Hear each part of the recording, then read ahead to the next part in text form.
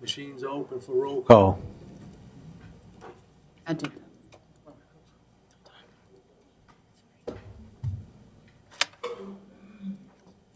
Mr. Blank? Let the record show 7 council members are present, Gui and Alborough absent.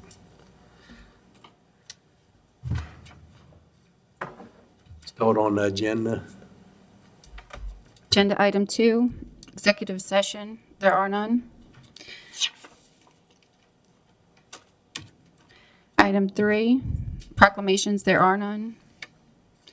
Item 4, status report by the parish president. There is none. Item 4A, update by charter directors, 1 old business, 2 new business. I have a question. So, Email to everybody. everything was emailed. If anybody has a question, Me. Ms. Newberry? Miss Crystal. So I'm back to the mosquito trucks again. Have they started spraying? You said the 18th. I said the 18th, and I should have said weather permitting. We've had high winds, we've had rain. They can only spray at certain times. Because of the winds we've been having in the springtime. I just wanted to confirm that. Thank you. That's what we put in the description for D2 and 3, the item D2 and 3. That's your update at the end. Yeah, yeah. If we get time, we can put them in. Let me make sure I have opportunity to address the concerns. Yeah, let me get 2 Yeah. things, then we'll get back. All right, next item. Agenda item 5, bids and advertisements. 5A, a resolution authorizing the acceptance of bids for furnishing 1 or more airboat and trailer for a period of 1 year for Parish-Wide, for use Parish-Wide and otherwise to provide with respect thereto. Councilmember Konovich. I'll offer ask for a second. Second. Second by Mr. Roussel. I have a question about this. We're gonna pay close to $80,000 to rent an airboat for a year? Buy one. This is to purchase an airboat, sir. It says furnish 1 airboat for 1 year. No, that's the bid. This is a grant that was received by the Health Department. Raymond applied for the grant and was successful in receiving the grant. This is a grant that's going to purchase an airboat that parish government is going to own. Because the email I got from the purchasing said it was to provide an airboat for the use of 1 year. That's why I think she asked. probably just didn't change the language because she normally, when she does bid requests to furnish fuel and oils and all of those kind of things, she does for a period of 1 year. And I think it probably just got overlooked in the language. All right, thank you. Any other, Mr. Blink? If the language isn't perfect, we should probably defer it. I mean, I don't want to sit up here and approve the use of an airboat for $85,000 for 1 year. 85 seems a little on the higher side too, purchasing one of these.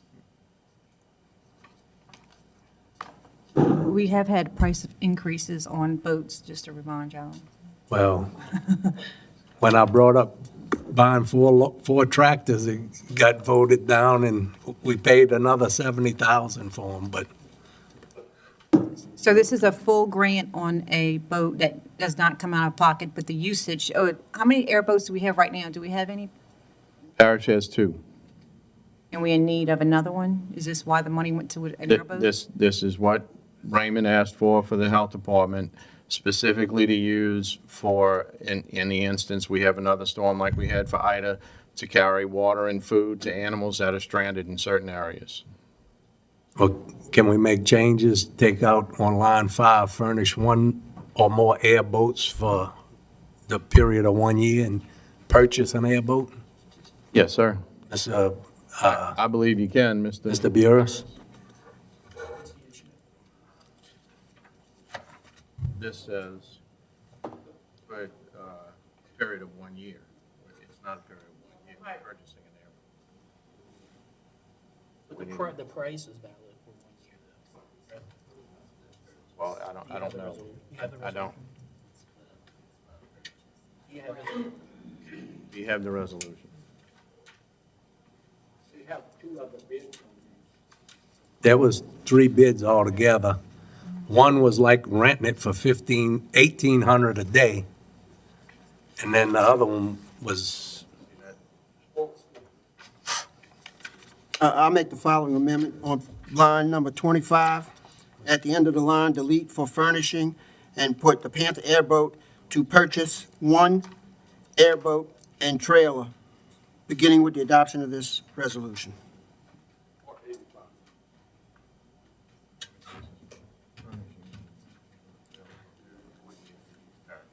and with those changes, I'll second. Clear for you, Mr. Burris? Yeah, that's. Can you repeat your amendment for me? Yes. And the further be it resolved by the Plaquemines Parish Council that the parish president be and hereby authorized for and on behalf of the Plaquemines Parish government to enter into a contractual agreement with the Panther Airboat Corporation to purchase 1 airboat and trailer, beginning with the adoption of this resolution. Yeah. Ending. Yeah, I'm fine with that. I think the reason it's written that way is because usually the prices are valid for 1 year, so I don't know if it's just kind of a language deal where because we went out for prices, and those prices would be valid for a whole year, I think that's probably why it's written that way. Well, one of the quotes came in as per day, so they was looking at leasing it, I guess. Well, it's the way it was different options on how you could bid, and I think that was what the recommendation was. So, yeah, I mean, I think your amendment satisfies it. What- Mr. Roussel, you finished? Yes. Mr. Bartholomew? Yeah, my concern is that we are not in violation of not ordinance relative to buying equipment and putting it out for bid under one perspective, and we respect one objective and one ordinance with one set of material or requirements in it, and then we come back and change it to another set of requirements. Because sometimes people have requirements on stuff that can change the price. And I don't know if we legally can we do that. Is it a good practice? And I don't think I can support that, doing it that way. Because I want nobody to come back to, oh, we just giving this man here this money and then not giving everybody else the opportunity to come back and bid on it. And it can't be that much of a desperate need right now to do it. Is it? Can we, Can we defer it and Defer it rewrite and this thing, redo it? advertise for it? Yeah, if you're interested in deferring it, we can defer it, and I'll get with Ms. Brenda to see, how it was bid out and Yeah. look at the terms and just make sure it's. Be on the safe side. thank you. Before we defer it, who's going to drive it? I don't know. I don't know who's gonna drive it. I'd have to hire a driver. I don't think we've determined that yet, sir. Well, who do you think might drive it? I might learn. Ask Scott if you want to drive an airboat. You already got 2. I yield. Thank you. We defer that item. Yeah, that's what happened. Was driving one. Agenda item 6, beer and liquor licenses. If anybody has one, queue in.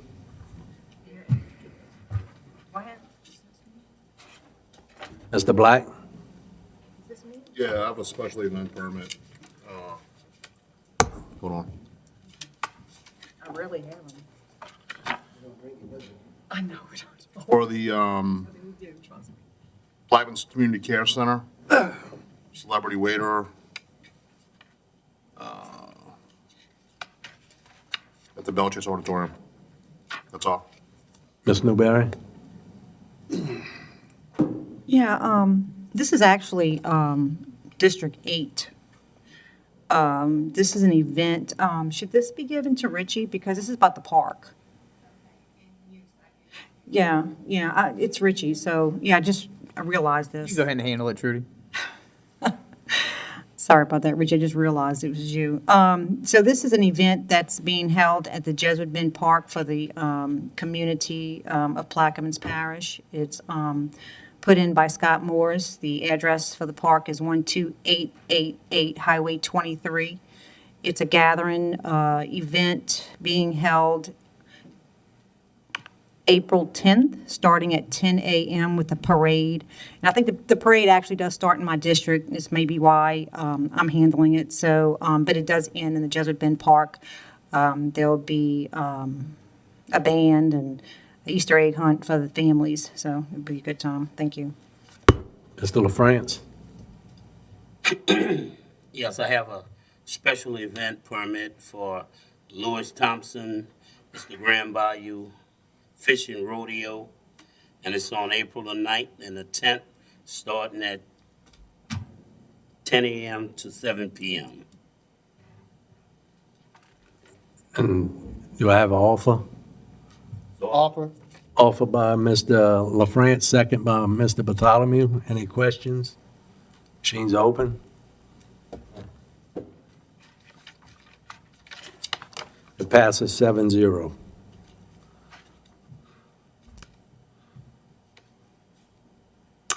Item 7, building permits. Would you like me to take any of these in globo? 1, 2, and 3 you can. Okay. Item 7A1, Whitney Oil and Gas LLC, application number 2022-233 dated March 7th, 2022.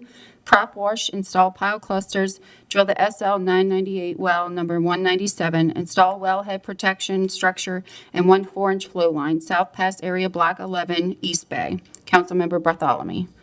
782, Whitney Oil and Gas LLC, application number 2022-234 dated March 7th, 2022. Install 2 4-inch flow lines, Garden Island Bayfield. Councilmember Bartholomew. 783, Whitney Oil and Gas LLC, application number 2022-235 dated March 7th, 2022. Install 2 4-inch flow lines, Garden Island Bayfield. Councilmember Bartholomew. Offer as presented. Mr. Bartholomew offers there a second. Second. Second by Mr. Roussel. Any questions? Machine's open.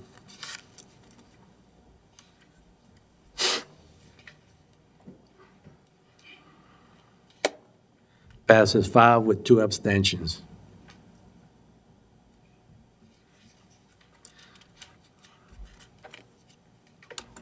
Item 7A4, Steel Tank, Smith Tank and Steel, Inc., application number 2022-45 dated January 14th, 2022. Install 2 API 650 storage tanks to store resin and install foundations. 1610 Engineers Road, Belle Chase. Councilmember Roussel. So offered. Mr. Roussel offers there a second. Second. Second by Mr. LaFrance. Any questions? Machine's open.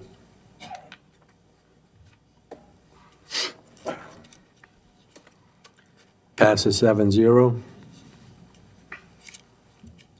Item 7A5, CHS Inc., application number 2021-421 dated May 6, 2021. Install new structures to expand and improve a currently operating CHS facility. Proposed barge receiving dock, 6 conveyors and storage and bins, 10 transfer towers for conveyors, various monopole dolphins. Install concrete pile caps and 359 pilings on landside and 77 pilings on riverside for new foundations. 434 East Ravenna Road, Belle Chase. Councilmember LaFrance. Mr. LaFrance offers, I'll second. Do we have anyone from CHS? Please come to the mic. State your name and address for the record, please.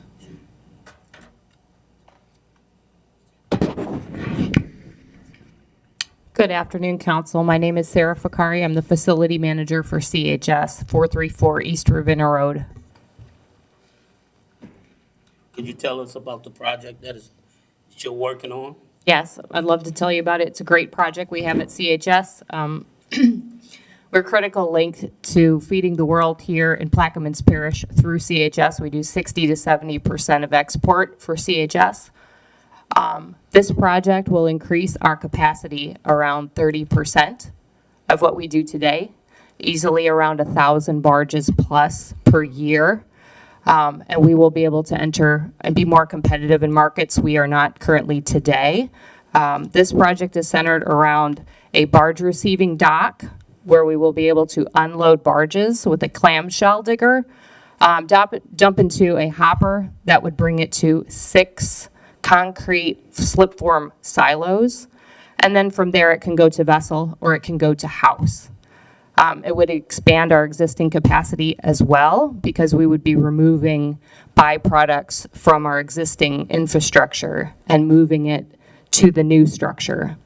So it's a very exciting project and will allow up to 12 full-time employees. Thank you. Mr. Roussel, Yes, am I on? can you turn the mics on? Am I on now? Yep. Yes. First of all, let me thank you for continuing with the project. We saw this project presented at one of the port meetings, and it was touted as a grant program that the port was going to be successful in getting. Unfortunately, the port was not successful in getting that grant, but your company is still stepping up and moving forward with the facility. So I want to thank you for that, and I believe that, we're very supportive of business and industry when it comes to this type of situation, and you'll help feed the world, as you said. So I hope we can overtake the loss of the grain from Russia, and unfortunately, what Ukraine will be losing. So I think it's a great project, and I want to thank you and your team for moving forward without the grant.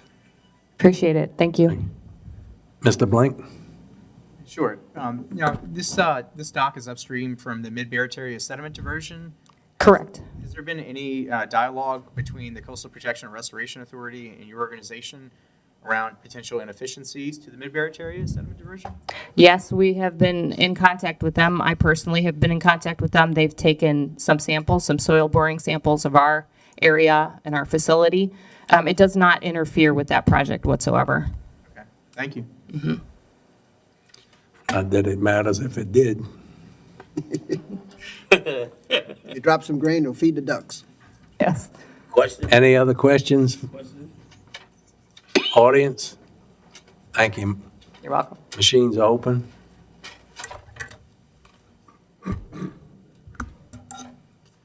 Passes 7-0, and you can take the rest in global.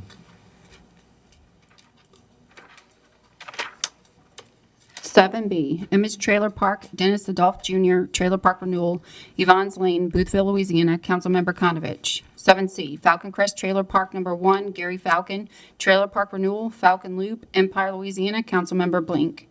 7D, Cardinal Fireworks, Jason Fortenberry, Fireworks Stand Renewal for 2022, 215 Avenue G, Belle Chase, Louisiana, Councilmember Gooey.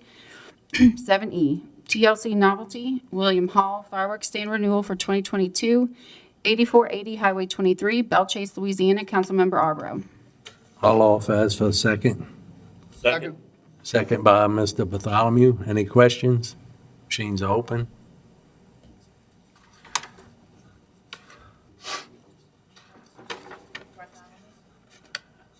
Mr. Bartholomew? Passes 7-0. Can we go to 9I, 9L?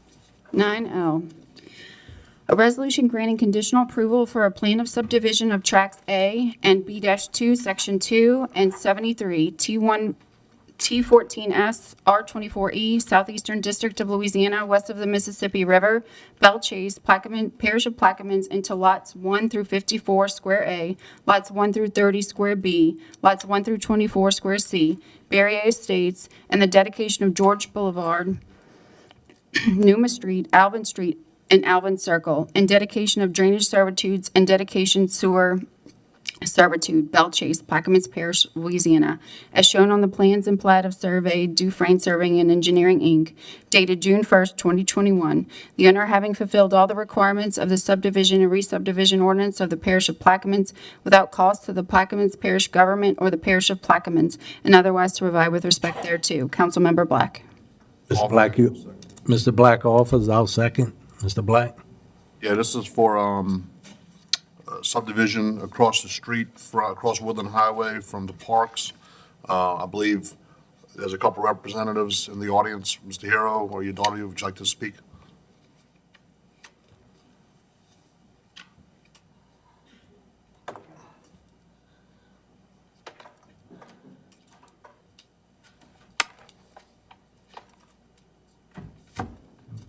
Alan Hero, representing Hero Lands Company.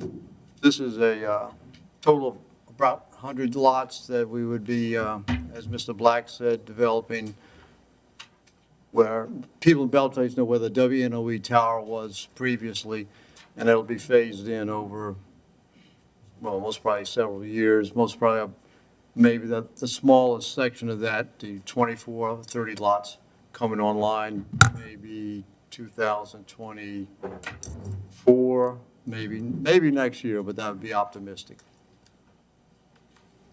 Any questions? Any questions from council, administration, audience? Mr. Blank? Sure. What type of homes are going to be in here? Is this going to be single-family homes? Or there Yeah, gonna be this is all single, triplexes? this is zoned for single-family homes, yes, all of it. There's no commercial in it. We tried that, that didn't work, so it's all residential. Got it. Okay. Any other questions? Ms. Newberry? Is this track homes? No, ma'am. Any other questions? Thank you, Mr. Hero. Thank you. Machines open. Councilmember Bartholomew. Thank you. It passes 6-1. You wanted to defer M, Mr. Black? Yes, Are we there? Defer an M. Go back to the agenda, please. Agenda item 8, introduction of ordinances and resolutions. I have a few. The first are for Councilmember Konovich. An ordinance to amend the 2022 manpower structure and operating expenditure budget and otherwise provide with respect thereto. An ordinance approving an amendment to an original servitude agreement between Plaquemines Port, Harbor, and Terminal District and Plaquemines Parish government, and authorizing and directing parish president to execute the amendment whereby certain land owned by the port will be subject to the original servitude, all is more fully described in the amendment, a copy of which is attached Exhibit A, and otherwise to provide with respect thereto. An ordinance to amend the 5-year capital improvements plan, repair Venice Pump Station project, and the Budmet Tiger Pass project, and otherwise to provide with respect thereto. An ordinance to amend and amended to readopt Section 4 of Ordinance Number 142, the Comprehensive Zoning Ordinance of Plaquemines Parish, Louisiana, as amended, and the Comprehensive Zoning District map therein adopted by referenced, and which is paraphrased thereto, with reference to application number 2022-489, dated March 2nd, 2022, and otherwise to provide with respect thereto. An ordinance approving a plan of re-subdivision of the property Cynthia Melancon, formerly Collins Properties, Plaquemines Parish, Louisiana, as shown on the map of re-subdivision of a 32-foot wide portion of ground into PM1 and PM2, Buras, Plaquemines Parish, Louisiana, by Dufresne Surveying and Engineering, dated December 7th, 2021. The owner having fulfilled all the requirements of the subdivision and re-subdivision ordinance of the Parish of Plaquemines without cost to the Plaquemines Parish government or the Parish of Plaquemines, and otherwise to provide with respect thereto. A resolution expressing the Plaquemines Parish Council support of resuming federal offshore leasing in the Gulf of Mexico, and otherwise to provide with respect thereto. A resolution authorizing the issuance of sale of not to exceed $45 million of revenue refunding bonds of the Parish of Plaquemines, State of Louisiana, in one or more series on a tax-exempt or taxable basis, and providing for other matters in connection therewith. The next is for Councilmember Bartholomew, a resolution asking the Louisiana legislature to oppose any legislation that would eliminate or limit a local governing authority's ability to collect inventory tax, and otherwise to provide with respect thereto. The next is for Councilmember Black. In order to accept final offer from the LADOTD to purchase servitude interests of Plaquemines Parish interests in certain parcels of land for state project number H.4004791, LA 23, Bellchase Bridge and Tunnel for the appraised value of $1,893,418, and otherwise to provide with respect thereto. The next is for Councilmember Arbro, an ordinance enacting Chapter 24 of the Parish Code of Ordinance entitled Administrative Procedures and Injunction of Public Health, Housing, Fire Code, Environmental, and Historic District Violations, and otherwise to provide with respect thereto. The next is for Councilmember Roussel. An ordinance establishing the policy for Plaquemines Parish government in regard to mandatory terms to be included in all parish contracts for professional and other services and all contracts that extend beyond a single fiscal year. Establishing the policy for the Plaquemines Parish government in regard to submitting all signed contracts to the council secretary within 2 weeks of the document being executed and otherwise to provide with respect thereto. The next is for Councilmember Roussel as well. A resolution asking the Louisiana legislature to support a constitutional amendment to reallocate severance tax to parishes for the parish transportation funds and otherwise to provide with respect thereto.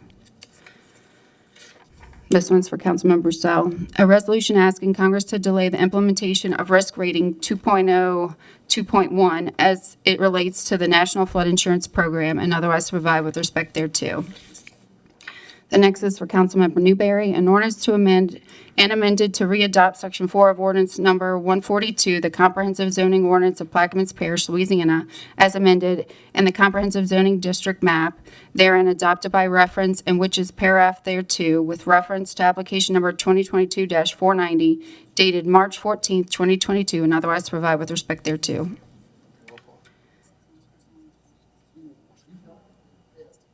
Yeah, he's in the middle of a trailer park. Yeah, next to a trailer park.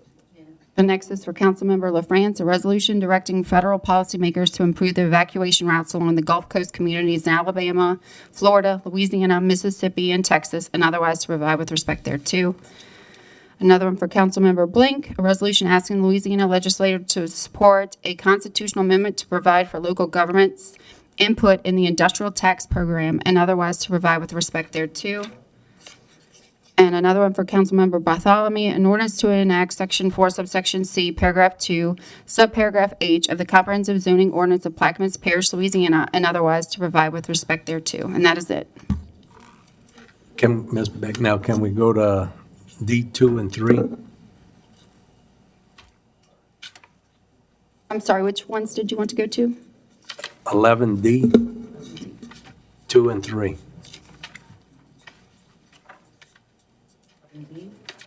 11G, 2 and 3. I'm sorry, you waiting on me? 11D, District 1 update, Councilmember Bartholomew. Discussion on the status of hurricane protection of Braceway Park and the surrounding areas and status of back levee from Carnarvon to White Ditch since Hurricane Ida. Thank you, Mr. Chairman, for bringing it out. We have some residents of the Braceway Park area here this afternoon.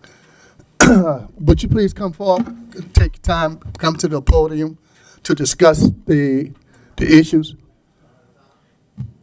Yeah, one Yeah, at a I mean, you time. can get in lines. I mean, you'll have your reporting. State your name and address for the record, please. Yes, good afternoon, council. I appreciate you all giving me a hearing, Mr. Bartholomew. My request is for a temporary ordinance change so that I can have a trailer similar to a FEMA trailer on my property while I'm redoing my house, 5 foot of water in there. Okay, that has been done. We just introduced that for you. Excuse me? We just introduced the legislation for you to cover that. Yes, sir. So it's done. It's just got to come back before the council, the next council meeting to vote on the approval of it. So the work has been completed. The attorney drafted it up to date, put it before gave it to the secretaries, and they put it in the agenda for us to be voted on at the next council meeting to take care of those issues that you have. Okay, so that'll be at the next council meeting? Yes, finalization of that resolution, right. All right, thank you. And I forgot to state my name, Lawrence Bartron. I'm at 114 West Park Boulevard, Braceway. I just want to apologize for being so long to getting it done, but it's going to happen. All right. Thank you. Thank you.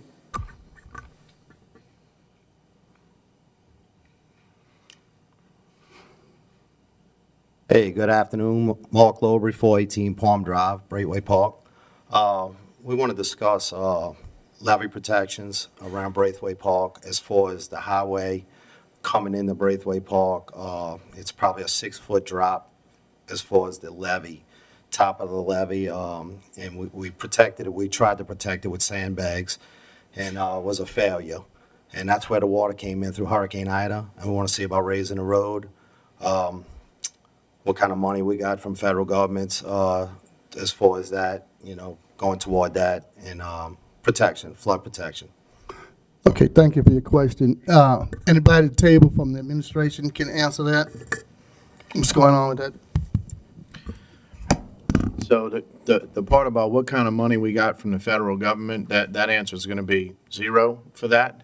The way that works is the administration has to put the money up and front the money, and if it's deemed eligible by FEMA, then we get reimbursed. So there is no money for us to put up for something like that. Now, the raising of Highway 39 has been brought to the Regional Planning Commission. The Regional Planning Commission, from what I'm told, is taking it up, but I don't know if it's gotten any headway or where it's gone. I don't have an update on that. Maybe Mr. Roussel knows something about it. I believe he sits on the Regional Planning Commission. Is that correct, sir? Yeah, I do, but the administration hadn't told me anything about the submittal of the request, and I haven't seen it come before us. But I'll be glad to look into it. But as far as other funding, it's a good question that you raised. The administration, I'd like to see if the administration has made any effort to try to go after any of this transportation funding that has been sent to the state. And I know, and I'm talking about capital outlay, I'm talking about the transportation program that Biden's been waving the flag about, saying he send all of this money to the state. Have we engaged anybody in trying to get money out of that program, which would, I guess, address Trudy's issue and many other issues that we have? Not that I know of. We had, I don't know if it's available, when it's available, how it's available. I can check with the grant writer, the one grant writer that we have for the parish, and see if she has any information on that federal transportation funds, but not that I know of at this point. Let me suggest that somebody spearhead this from the administration to start digging into, and it might be a little behind the curve, but I don't think that the money has been allocated yet on where we are with trying to get some of the transportation funds. We'd be happy to look at it, and if you have any information to share, we'd be happy to have it. Mr. I mean, guys, we're getting up on hurricane season now, and nothing's been done. Let me ask you this. Mr. Roussel, myself, and Mr. Helmers went to CPRA talking about Trudy's issue, and they said they was willing to push it, get behind it. Right, the closure, that's on the Jesuit Bend area. But back to you, you said, is that on the floodgate side or the south side? Yeah, that's on the south side of the floodgate, on the Blackman side of the No, floodgate. but I'm talking about, where the road comes to the highway two places, right? No. It's the south Highway side. here. Right when you're coming from St. Bernard into Plaquemines, there's the floodgate you go through. Yeah. That protects St. Bernard. And then there's the siphon, the Carnarvon siphon. It's right past there. There's a hump in the road right there. I'm very familiar with that, but I'm trying to find out what your problem is because the canal is on the outside. Now, I prob- understand that. excuse me, the problem, Mr. Roussel, is the fact that there is no real floodgates at the rail tracks. That's number one. Right. And all that water comes from that canal comes through there. And by not being protective, that means that's an avenue for all that water come in and flood that whole park Yeah. area. I stood And the for the other storm. reason is, well, what the state is, the state highway is below the levee. So that means whenever it rises to the levee, it'll crest at that point as well, because the water's steady flowing in. So we really need to get to have a gate there on that railroad track, and that road need to be elevated high enough to cover the levees. And It's a until we do 12-foot that, levee you won't have with a it. 6-foot road, 6-foot hump going through it. What do we have a 12-foot levee for when we have a 6-foot hump going through it? The water just comes right through there. There's a railroad goes right through the levee also. All they do is pack it with dirt. That washed out also. I stood for the storm, so I seen it firsthand. Seen exactly what happened. It could be fixed easily, but someone's got to look into it. That's what I'm trying to find out what you're talking about is the exact problem, because I understand the pole that wraps around the park, and the levee comes in, and the highway, like you said, Yes. up by the railroad track, there's nothing there, the levee comes to the roadway and stops. Yes, So that's what I'm trying to figure out. Yes, what we're right talking there. about. Right, from levee to levee, right where the right there, road and goes. also on the other And the end. railroad is right there parallel with the road. Right. It needs something there. But what about on the other end, the southern end, so to speak? Yes, Both places? yes. So- Both places. I mean, it's an easy fix. It's not that hard to fix. I mean, There's about 3 places like that that we should be seeking money for. Trudy's district, that one, and the one in Venice on Tidewater Road. Yeah, Tidewater Road's another one. from what I seen, the levees held up. That was the leak right there. I would suggest that the administration gather up those items and make a meeting with Mr. Sean Wilson, who gave us the toll bridge, and see if he's got any extra toll money to spend down here. Sure, we'll do that. Okay.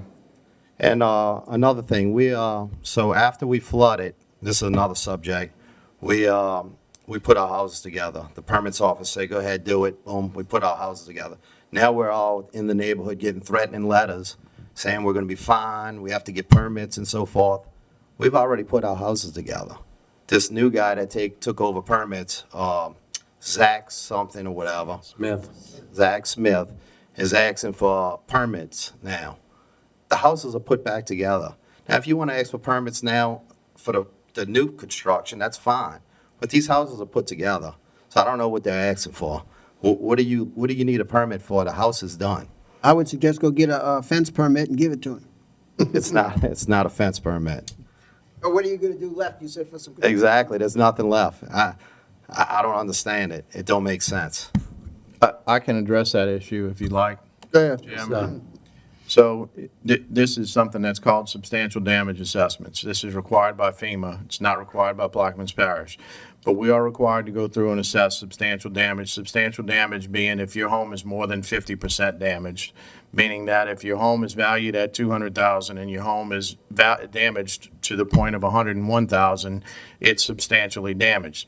Substantially damaged structures have to be documented and sent to FEMA, and they have to be brought into compliance with the flood elevation, with FEMA's flood elevation. These instances, some of these homes that were put back together were remodeled without a permit, which is against the law. Now, we're asking people to go ahead and get the permit so we can have it in the file, because we're in the middle of an audit with FEMA. And if we have the permit and we have it in the file, then we can get it through and it's not an issue. If we don't get the permit, FEMA called us on Friday and said they want us to go start fining people, and they want us to charge everyone a day rate that did not get a permit until the permits are in the file. We're trying to get everything straight, and we're trying to work with everyone that got one of these letters to try to get these things straightened out so we don't have this issue. I think in your instance, you put your home back together without a permit. I think the simplest thing to do is to work with the permit office, get the permit, and then have it over with. It wasn't 50% damage. It wasn't over 50%. I'm not saying that it was 50% damaged. Anytime you have to do renovations to your home, you have to have a permit. That's the law. No, sir. No, it's not. If it's impeding electrical, plumbing, so forth, but it wasn't that point. If you have to change an air conditioning unit, you don't need a permit. Certain things you don't need permits for.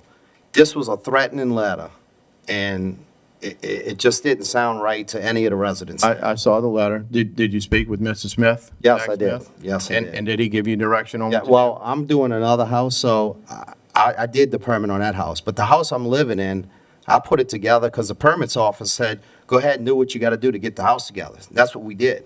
They never told us we needed permits at first. So it was their bad. They screwed up in the beginning, the permits office. So now it seems like it's coming back on us to go and fix their problems. I'm sorry, did someone at permits specifically Yes, tell you to yes, go the ladies house in the back office together? when we called. Said, Okay. go ahead and put the house together. They never had no direction, is what I'm saying. They didn't know what to tell us at that time. I understand. And we the got chief- in there. The we had- chief we had building 3 foot official. we had 3 foot of water. We got it to sheetrock, put it back in, and put our houses together. Now, all of a sudden, 8 months later, you want to come back with a permit? I understand. I mean, Sir, it just don't sound right. It don't look right. The only thing we're trying to do is comply with FEMA regulations. Well, the FEMA only raised thing the we're trying flood to do. elevations over there last year. We can't even get flood insurance. So why do we have to comply with them anyway? I don't even have flood insurance because I can't afford it. It's $27,000 a year for a house, a single dwelling. That's what flood insurance is. So why do we even got to comply with FEMA? They're not helping us whatsoever. I never got $1 from FEMA. I understand that, sir, but the parish government has to comply with FEMA. Yeah. And if the parish government does not comply with FEMA, then FEMA can pull a flood insurance program for the entire parish. Yeah. So we're trying to do our job. Mr. Blank? Yeah, I've got a couple questions, Yeah. but I think what's happening here at a higher level is working class people are being forced off the coast. Mid-level bureaucrats changed all the rules in the middle. You can't point to anybody that did it. And they, as Todd mentioned, they held that parish hostage. They almost blackmailed the parish, saying nobody could have flood insurance unless you do all this stuff. And it's a slippery slope. I think people are either going to burn down their houses or they're going to be forced into bulldozing their house or something. What is the base flood elevation? I agree with you there. I totally agree with you. What are they asking you to raise your house up to? 17 feet. 17 feet in the air, and it's probably $200,000 to raise that house, right? That At high? least. Yeah. There's no The grants. house isn't worth that. Yeah, there's no grants that are coming around, that kind of thing. Right. And so, I mean, there's some best practices and stuff, but we need to be planning for this at a higher level, not, we're going to put mud on one levee and all this other. So we need to be planning for this as a parish, because right now, it's down the road in the East Bank. It's going to be Belle Chase tomorrow and next year. And they have some stuff kind of sprinkled in. Here it is, we're proving, subdivisions and stuff, and they've got wording in all this legislation that says that the flood elevations are going to increase to these future projections. So we're going to let supercomputers and mid-level bureaucrats in DC decide where people can live. Exactly. And the thing is, it's going to be untenable. It's going to be unaffordable here, and there's going to be a run on real estate and all these things that I'm saying. Y'all are looking at me like I'm crazy, but it's playing out already. We're already quite literally knee deep in it here. As you've seen in your house. Yes. And I'm sorry that you had to go through that. A Yes. few of us here went through Katrina, and we don't need to go there. But I think that a few things. The zoning board needs to realize that where we are, what we are. We live in an exceedingly risky place. We've got neighborhoods in Buras, for instance, that, we got all kinds of infrastructure laid out, water lines, a street grid. You can't put a trailer in there. Well, now you can't put one in there unless you're 19 feet in the air anyway. But here it is, all this infrastructure costs this government money, right? And it costs you as a taxpayer money. We got to pay. We got water, fire hydrants and water coming out of them to keep the chemicals and stuff right. Right. Because the water system was made for 10,000 people and all kinds of water going out the end of it for oil and gas, being toted offshore. And now none of that's happening. There's 2,200 people living down the road. But, I mean, I would say, we need to get the zoning board to look at where we're at, what's the risk, and reevaluate, how we develop in areas that are outside of the HISDRA system, Yeah, we got to stop talking about it. Let's start doing things. I mean, that's what you guys are there for. That's what I'm here for. Let's start doing some things. I'm here to help too. Whatever you need. I've sat at this table before, and I try and speak from where I sit, that we're flying a plane into a crash. And if we're, smart about that, that's the difference between everybody walking away okay and not. Right. And the thing is, I don't know if my colleagues, especially inside the wall in Belle Chase, realize just how risky it is to be approving development in these places, and if it's not the actual risk of the water, the bureaucracy's getting us, which is what we're seeing now. Yes. And I apologize that you're having to deal with all this, and we're held over some kind of weird barrel, like nobody's going to be allowed to have flood insurance. But, if there's any kind of outside help, we probably do need to hire some professionals to look at this. Does anybody from the administration have any thoughts on that? Or are we just going to just take it on the chin and give up and say, if you're outside the levee, sorry for you? Mr. Blank, a lot of these things that we're talking about are coming down from the federal government. We do the best we can to deal with the stuff that they give us. If you've got some ideas on how to deal with it or how to approach the federal government or if you've got direction you want to give us, we'd be happy to listen. Got it. I think we need to be promoting people who live in consolidated areas. We can't afford people living all over the place, but Braceway Park is consolidated, right? We could protect that. We could harden that a little bit. And, maybe get a somewhat decent levy around it if we get creative. You know, is that going to be up to some kind of crazy FEMA standard? Probably not. Of course not. We can't afford that. But it might be able to help get you through smaller, medium-sized storms, you know? But I think we need a good parish plan because a lot's changed. We've lost a lot of land in the last few storms. Every year we get a really strong storm. You know, the words climate change at this table start making people turn red, you know, but I mean, we're out there measuring with the wind instruments now, you know, where the citrus lands are getting flooded all the time. So, I mean, I think we need to start communicating, talking about where we live, where we're at in the world. What does the weather look like here? We can't just say the federal government rolled it out and go with it. Come on, man, we got to push back a little bit. I could tell you I contacted FEMA, talked to them about it, because here they making us go up to get away from the water. And after Alabama and Arkansas got hit by tornadoes, I called them and asked them, I said, what are y'all making those people do? They said, well, they don't get flooded. I said, no, but they got hit by a tornado, wiped out. Y'all go help them every time they do, just like us when we get flooded. Or y'all gonna make them build underground? Well, no, why would we? That's the only way to get out of the way of a tornado, go underground. Right. You got to pick your weather battles. And the FEMA saying that, oh, well, the National Flood Insurance Program is unsustainable. It's $25 billion in debt. Look, last year in this country, we spent $40 billion on beer and liquor. You know, I mean, Right. $25 billion in regard to the federal government is nothing. That's a day of guns are sitting and putting in boxes and sending to the Ukraine right now. Right. You know, so if Send more. if this country wants to take care of its people, it will, and if it doesn't, it's not. And I mean, that starts with this local government, and I haven't been seeing that. Right. Let's start with that levee, though. Let's get that levee, that road there blocked off. I mean, we really need to get on that.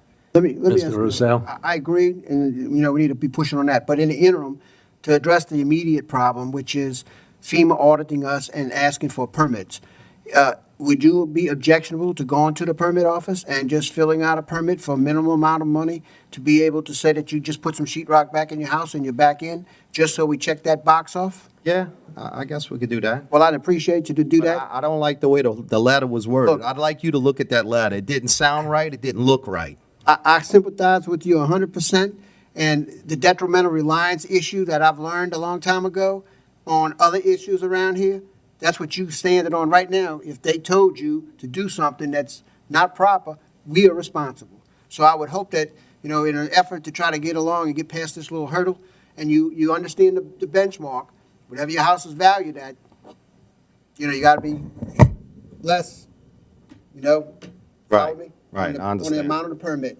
without going too far. Right. Just get that permit, check that box off, and as far as that guy, Zach, Exactly. I got you. All right. that would help us, if All you could right. get the permit. All right, I think that's all I got. Thank you. Mr. Bartholomew? Yeah, I'm gonna have comments after everything is done. All right, thank you. Hi, I'm Jill Bomey from 415 Palm Drive, Braceway, Louisiana, and Braceway Park. I'm a lifelong resident of East Bank. I'm in my home in Braceway Park 42 years, and I flooded for Katrina, I flooded for Isaac, I flooded for Ida. Ida wasn't really the storm that flooded, it was the lack of parish preparation at that highway site that Mark talked about. That does not only protect Braceway Park. If you look at the levee that borders the water plant, the Braceway water plant, I don't know if that levee's 4 feet high. They got a train track opening in that side of the levee system that borders the water plant. It never gets closed up. So once that water gets in, it don't just flood Braceway Park, it continues down Highway 39. They had people for Ida that flooded all the way to the ferry off of Highway 39, not the river road, but the back road. And it came Onto through the the Carnarvon ferry. Canal? Huh? The water came through the Carnarvon Canal and went down the highway? Well, the freshwater diversion, the Carnarvon Canal's Yeah, right, actually you're on the right. St. Bernard side of the flood wall. diversion. The freshwater diversion's on our side of the flood wall. So we get the water that backs up the freshwater diversion now. And that's what went down the road? That's what went down. So not only did Braceway Park flood, but the rest of the East Bank could flood too. So you're not looking at fixing that just for people of Braceway Park. You're fixing it for the entire East Bank because there's an opening on the water plant side. Yep. And at Scarsdale, the pumping station, they got levels that are only 8 feet, so we're not 12-foot protected. So water comes in there, water comes in over the White Ditch, water comes in the, I forgot what the Bel Air pumping station, I think is below the White Ditch. And they got 8-foot sections, so we're not fully 12-foot protected regardless. But around Braceway Park, yeah, we got 12-foot levees around us, but if that highway section and the train track and the levee system from the Highway 39 to the river was corrected, we'd be better protected. But what happens is every time for a hurricane, the parish degrades that levee to close in the gap in the railroad track to put mud up against that little 2-foot gate that they put over the railroad track against a 12-foot levee. We only protected 2 feet from the ground, from the railroad track, not the rest of the way to the 12 feet. So something's better got to be done in that area to protect the East Bank. It's not just Braceway Park, it's the entire East Bank. My other issue, what Mark brought up about the letter that was sent out about the permits, after Hurricane Katrina and Ida, the parish waived permit fees. A couple of people did go get their permits since they got that letter. They were charged $400 and something. We were flooded, and they want us to pay the permit fees when they waived them after Katrina and Ida. So I'm here today to ask the council to waive the permit fees. And we'd all go get our permit. But to pay $400 and something for a permit now, that's a big issue. When we didn't have to pay, it wasn't required. We had to get permits after Katrina and Isaac. Right. But we didn't have to pay the permit fee. I remember we Waive did that. We did do that. And we ought to look at it. So I'm asking, I talked to Mr. Lapine yesterday. He was iffy whether he could do it or I had to go to Mr. Bartholomew. That's why I'm here today. And Mr. Bartholomew brought it up. Because he told me that maybe it needed to be passed by the council for the fee to be waived. But I wouldn't be opposed to waiving it for people who are destroyed by Ida. Can we Yeah, get that's an what I'm ordinance asking. The ones wrote up that- right now and we'll introduce it and vote it at the next meeting? Well, we is that what only it got takes? to the end of the month to get our permit before they start charging us fees. It's the They ordinance threatened that's to already, bulldoze our houses. if the ordinance that we have on books, is it still applied, could be applied to that? Anybody know anything about that, Danny? Could it be applied? And? Is that, Danny? The ordinance on the book that we had in the previous storm, could that still be applied to this, the hurricane usage of permitting? Okay. No, go ahead.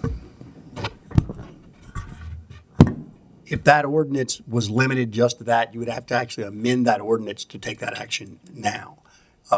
Now, the problem with suspending is We can't. you suspend the whole permitting, or, I mean, then that means everybody would not pay a No, permit. we're not doing that. Just in the time. But y'all could get it done, you could introduce something in this meeting and get it done at the next meeting. Can you write something up and we'll introduce it? But it's only for the hurricane damaged Right. properties. Yeah. It's not for the whole world. It's just for repairs from Hurricane Ida. Areas that were just messed up by Ida itself, that were destroyed by Ida, like we did before. All the hurricane areas, we had waiver that fee. Okay, Danny gonna get something to draft something up with that. And that would include Ironton to West Point. Yeah. Oh, okay, well, all of them,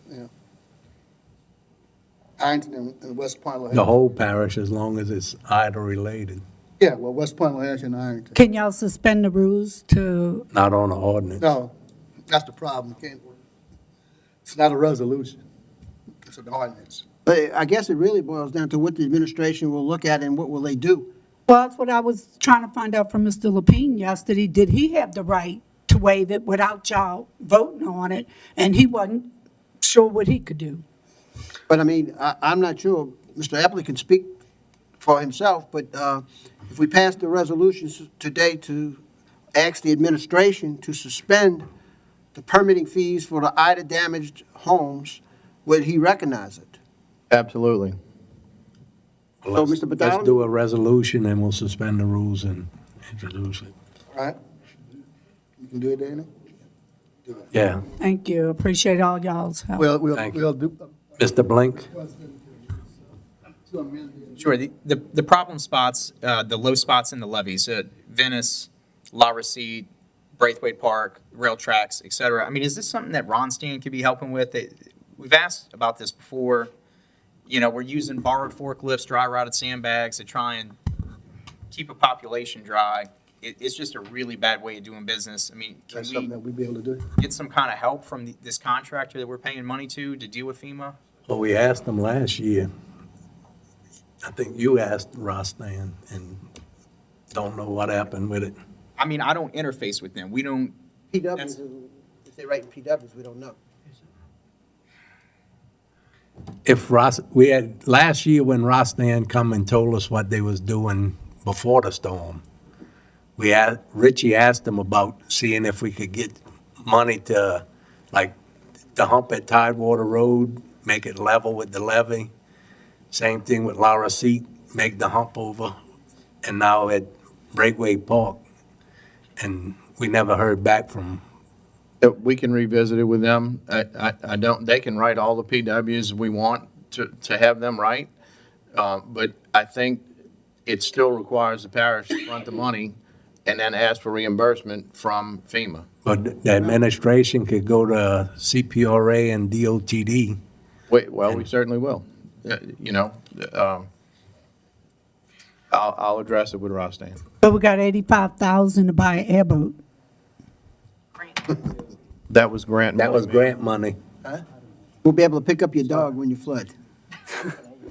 it's like,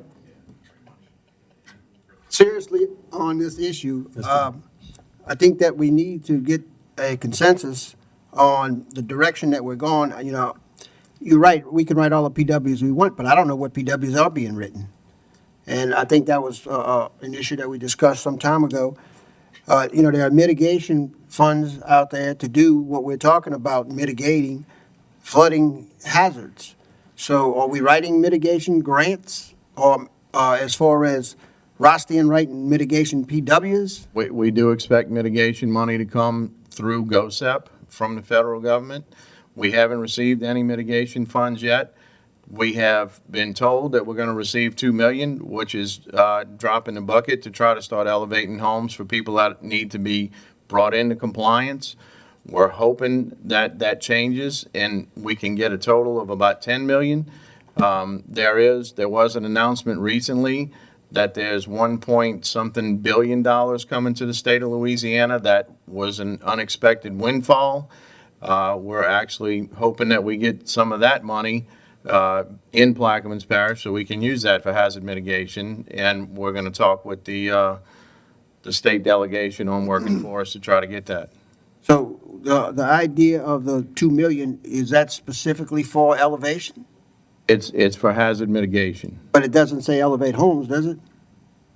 I don't know if it specifically says elevating homes. I think there's a couple different uses it can be used for. But again, we haven't received any money to date. Well, Blink? It could be used for several purposes, but I think generally the council's been interested in elevating homes since it's a direct benefit to right. individual constituents. However, if you can plug a hole and save 50 homes versus elevating 10, you know, we might ought to look at it a little differently. And if we could have that discussion before it, as far as the elevation grants, I haven't seen any input from the council on elevation grants. Those grants were given out through the administration for years now. And, you know, when elevation money comes, you know, we need to talk about it and see what's going to happen as far as if it can be used to plug a hole in a road. It's like I'm repeating myself here, but we need to be wise about how we get it, how we use it. Mr. Blank? Sure. I mean, at the end of the day, I think we need to think about our place in the world. You know, we had a lady in here earlier trying to get a permit to export, to build a new dock exporting grain, giant LNG facility that's being built here. Nobody is here for the view in Plaquemines Parish. We're here because there's a very acute economic need for the United States of America. I like the In our view. own country. What's it? The view, I like the view. I like the sunset. The safety and the quietness. But like, what I'm getting at though is, I mean, here it is. We're trying to carry the country on our backs here, and this is how we're thanked. We're just you're being working class people are being forced off the coast, and I think the way we talk about these things when we ask for money is just as important as the ask itself. It is. Yield. Mr. Bartholomew? Thank you, Mr. Chairman. Has been proven several times over the years that region on the northern end of the East Bank was inundated with water because of the lack of support and protection. Meaning the railroad system that goes through that region where the water is, there is no support to maintain the water at bay. There is no gate. But north of that, they do have a gate. But south of where the water comes in with the pumping station, the canal, the diversion, I don't know if it's a diversion or a detain or whatever. It's not a diversion because that water stays in there. But anyway, well, that's what it's supposed to be for, to do that. And that's always been the problem for protection. So here we spend this, the federal government spend all kind of money right up above that to block off the whole water flow of coming in to go to St. Bernard with a floodgate that go clean across the road and also take care of the railroad track. But here we are in Plaquemines to protect the East Bank. We didn't do anything about it. So put sandbags, and that won't hold. And the levee, as far as the road is concerned, is below grade. The road is below grade.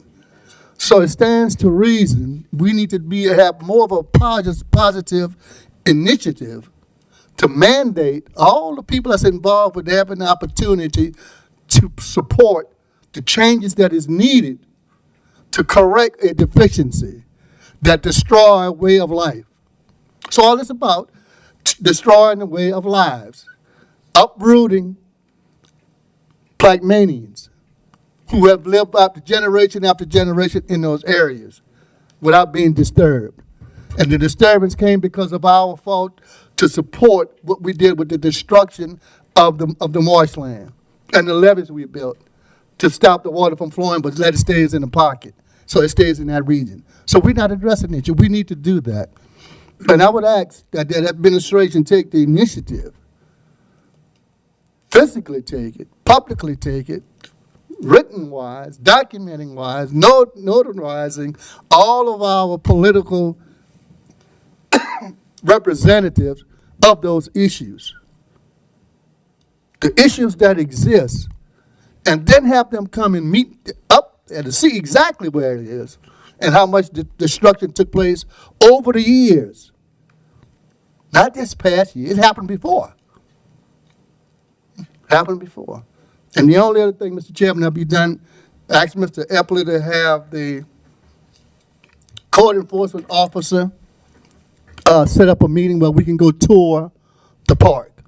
I'd like to be there with him when he goes to look at some issues of concern.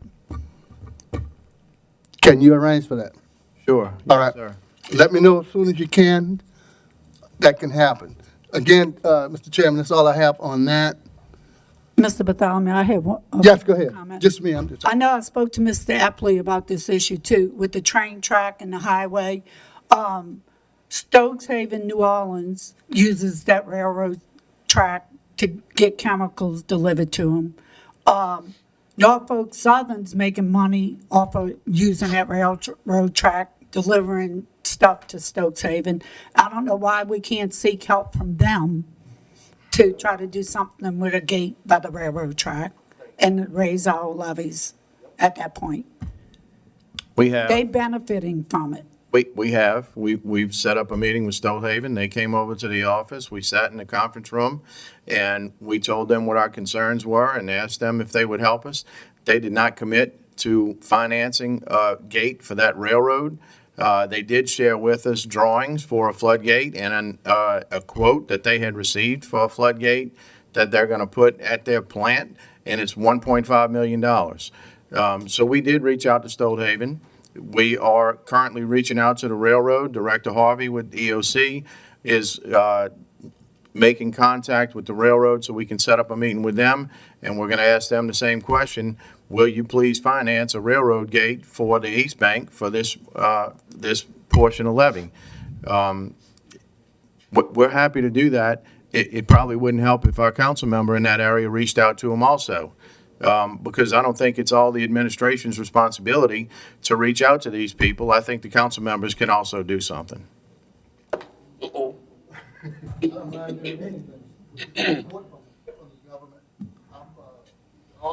Administration.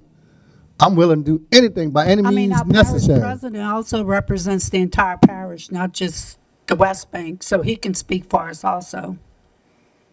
He's not here.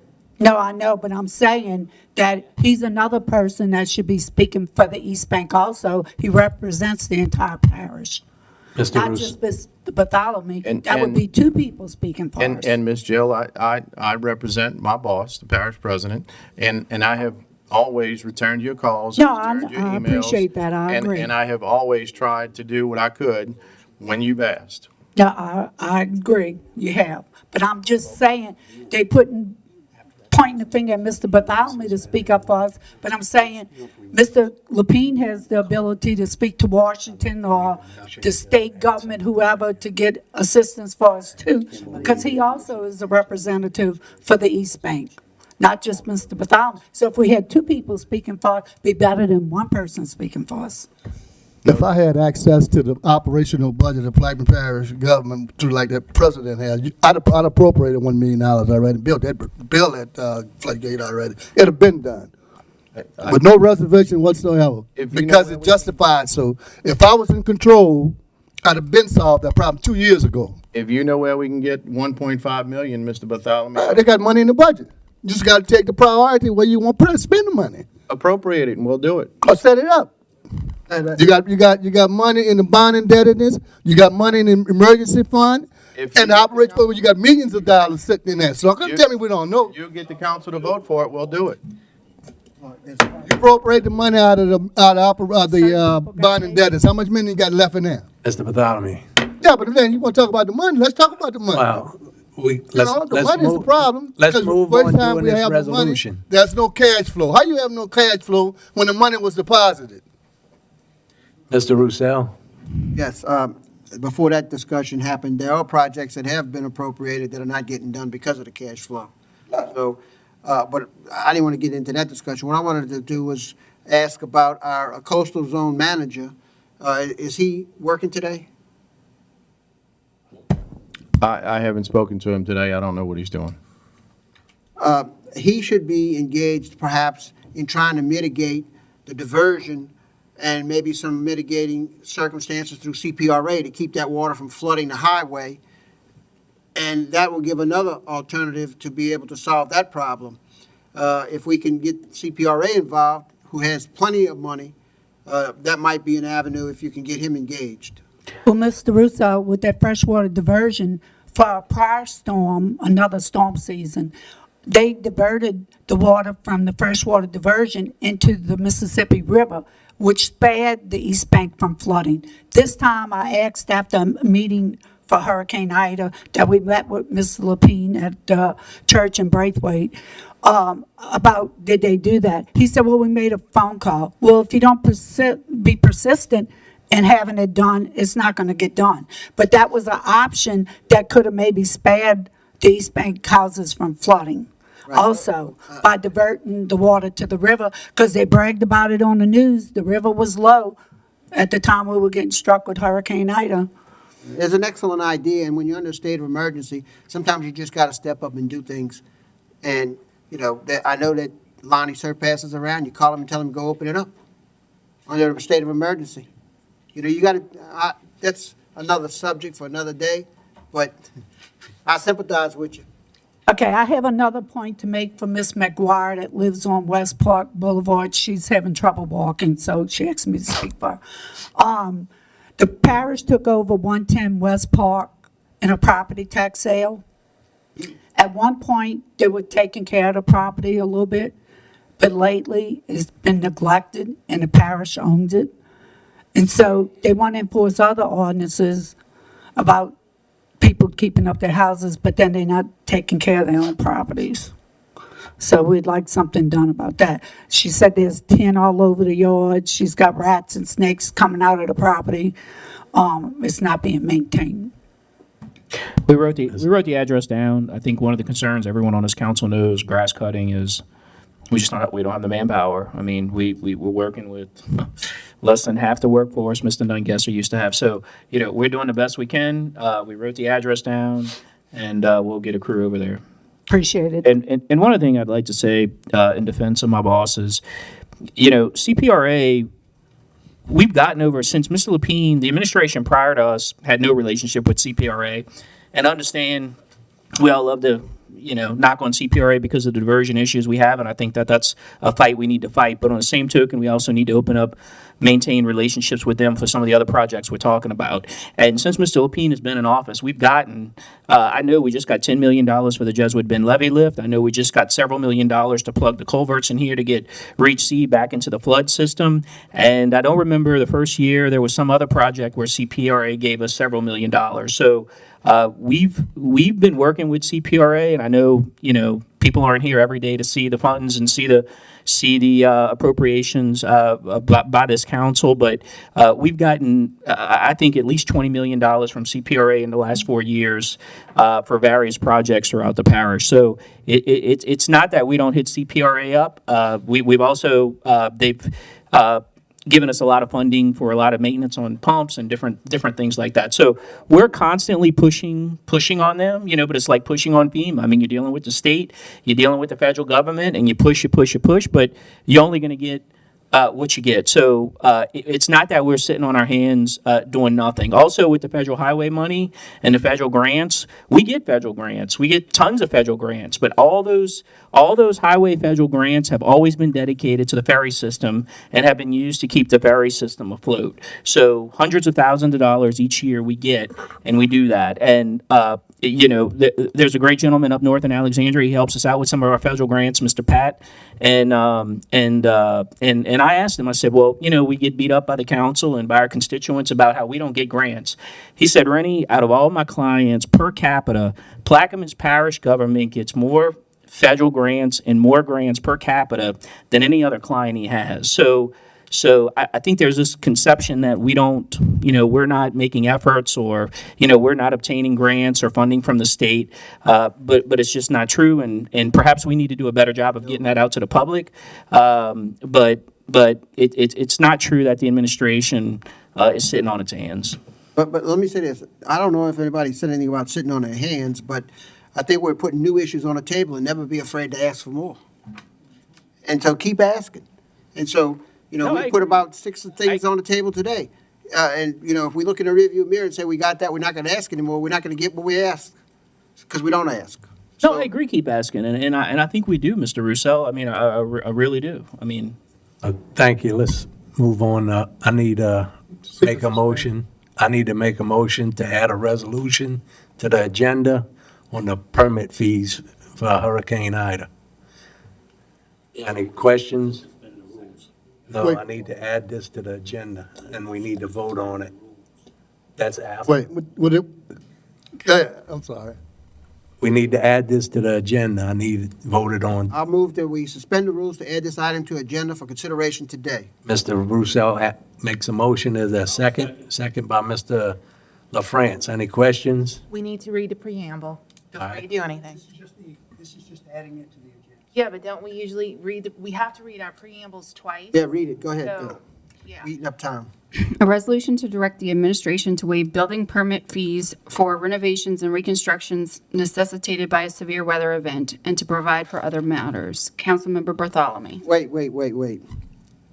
For Hurricane Ida is what I would prefer to read, for me to support it, because a severe event could be a rainstorm last night.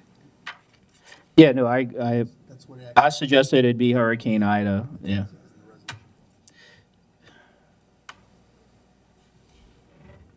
Done. Have a motion by Mr. Roussel, second by Mr. LaFrance. Any questions? Machines are open on adding it to the agenda. Passes 7-0. Do I have a motion to suspend the rules? So that's Oh. passed it. Huh? We already suspended the rules. Whenever.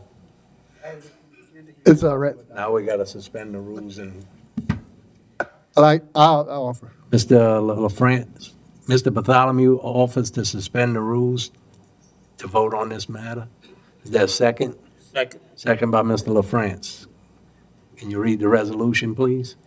Resolution to direct the administration to waive building permit fees for renovations and reconstructions necessitated by Hurricane Ida and to provide for other matters. Councilmember Bartholomew. And it was offered by Mr. Bartholomew, second by Mr. LaFrance. Any questions? This is on the suspension of the rules. Machines open.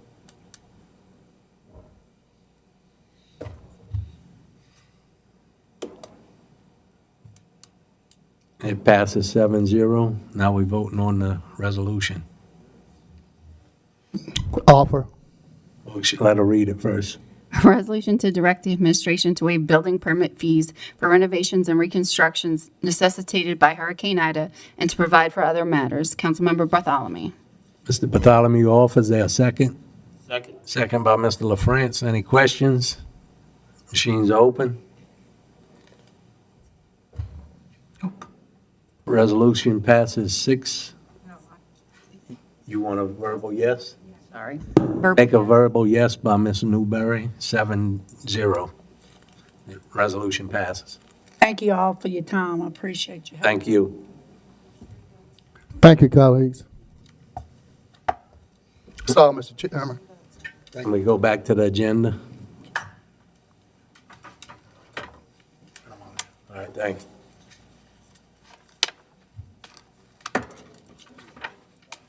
Agenda item 11A. Mr. Oh, I'm Black's sorry. leaving the meeting for the day? So Mr. Black's leaving the meeting for the day.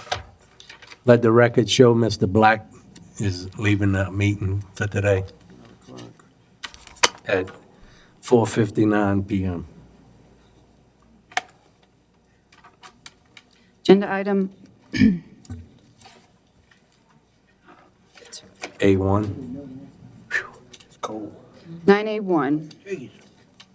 An ordinance creating a temporary moratorium on new residential subdivisions, residential re-subdivisions, and new zoning classification changes for residential development for 6 or more lots for the areas from Jesuit Bend to the boundaries between Plaquemines, Jefferson, and Orleans parishes for a period of 12 months, and otherwise to provide with respect thereto.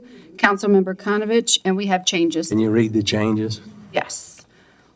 On line 20, at the end of the paragraph, after ordinances, add incomplete water and sewer improvements. And on line 44 is where it says, it hereby establishes a priority. We're adding to complete water and sewer improvements. And that is it. And with those changes, I'll offer for discussion. Is there a second? Second by Mr. Blink. I brought this resolution, ordinance, because I talked to Robert Morgan with the Water Department. We've been having a problem down the road with water pressure. And while me and him talked about it, we suggested that we do a moratorium, and that's why I did it.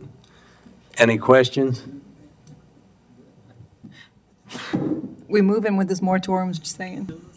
I offered it for discussion only. Oh, okay. Any questions from the council? Discussion Ian? only? Yes, discussion only. And are we going to have discussion then? Mr. Blink, we discussing now. Yeah, sure. I mean, we talked a lot about some of the flood risks that the parish faces, and what's going on is, you've got 2 types of communities, right? You've got a sending community where people are statistically leaving, where the census data suggests that communities are shrinking, and then you have a receiving communities where people are going to. you know, a la Belle Chase, where the population has increased over the years. People are consolidated inside of the levee system. The zoning does not reflect the way we need to be thinking about land use in Belle Chase. The community planning does not reflect the level of population that's moving in there, much less the 3 million containers that are going to be moving through there pretty shortly. Belle Chase is going to become unlivable if we don't get a handle on this. And there's no representation really here today, any more of that area.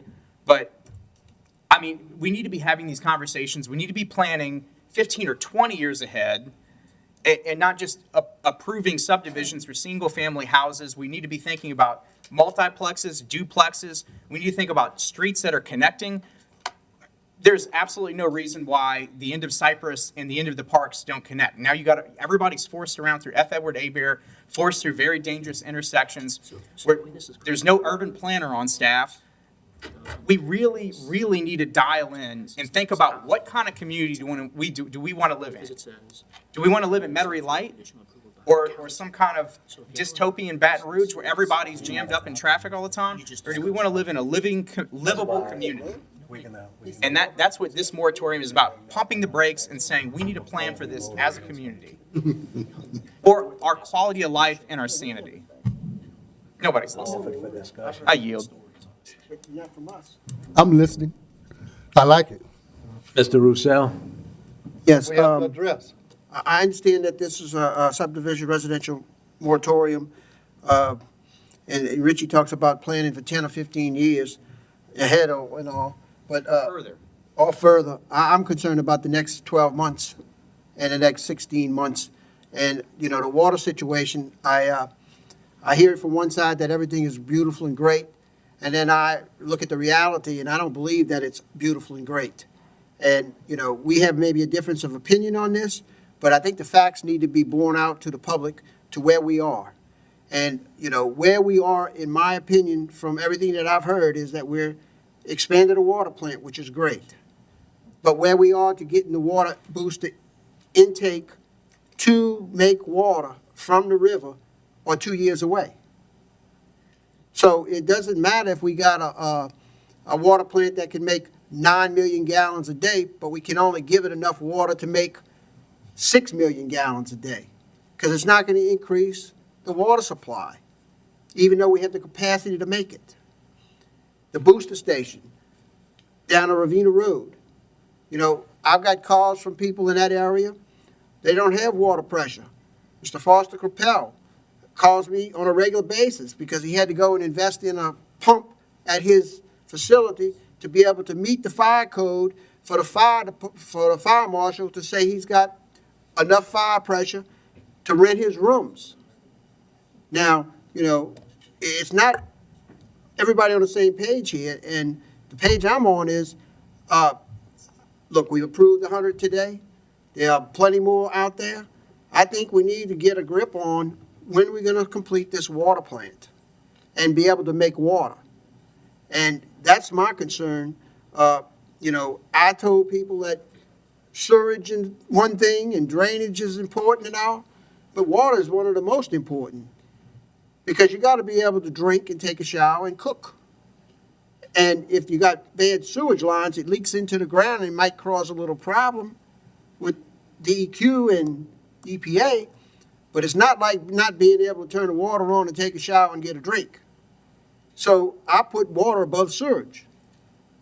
So, I mean, am I wrong about the time frame on being able to make water at the Belle Chase plant to be able to try to push down to the southern end?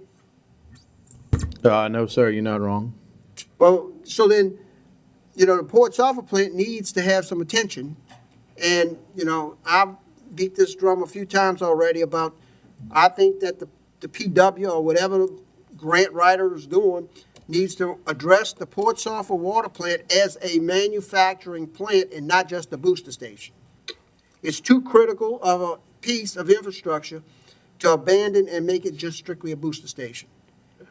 Thank you for your input on that, sir, and that is how we're addressing it. And so where are we as time frame goes then? As time frame for the Port Sulphur water plant, Yes. I'm waiting on a proposal to come back from Infomark. They had some people out looking at it 2 weeks ago. They're supposed to have a proposal for me any day on how we can get it back up and operating. I met with a company called Centrio Energy out there last week. They're a P3 company. They were interested in possibly helping us finance repairs to that water plant. I doubt they come back to us with anything that's feasible, but we went out there and we checked on it. Infomark is here represented in the audience. If they have thoughts on it, I'd be happy for them to come up and give us their thoughts on the Port Sulphur water plant. You finished? Yeah. I'm going to yield to Infomark. They want to come up.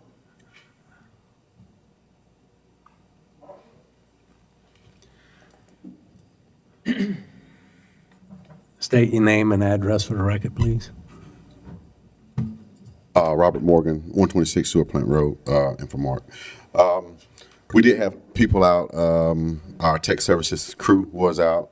We are with ordering the parts and everything. We're, I'm gonna say, 3 to 6 months out to get everything started back up at the plant. Delay in COVID have pushed us back. We're ordering a lot of parts, hawk equipment coming out of China and Japan, things like that, have delayed the process. We have been given a go-ahead to put a proposal for the administration to push to try to get some stuff back. When were you given the go-ahead? The go-ahead to really start back? Yeah, to start trying to get it back up and running. I'm trying to think. It's not really been given the go-ahead, to be honest with you. To be honest with you, I'm really giving the go-ahead. They were given the go-ahead to get us a proposal on what it's gonna take to get it back out. When was that given? To get it back going. Yo, when was the proposal asking you to go out and look make what a it would take proposal.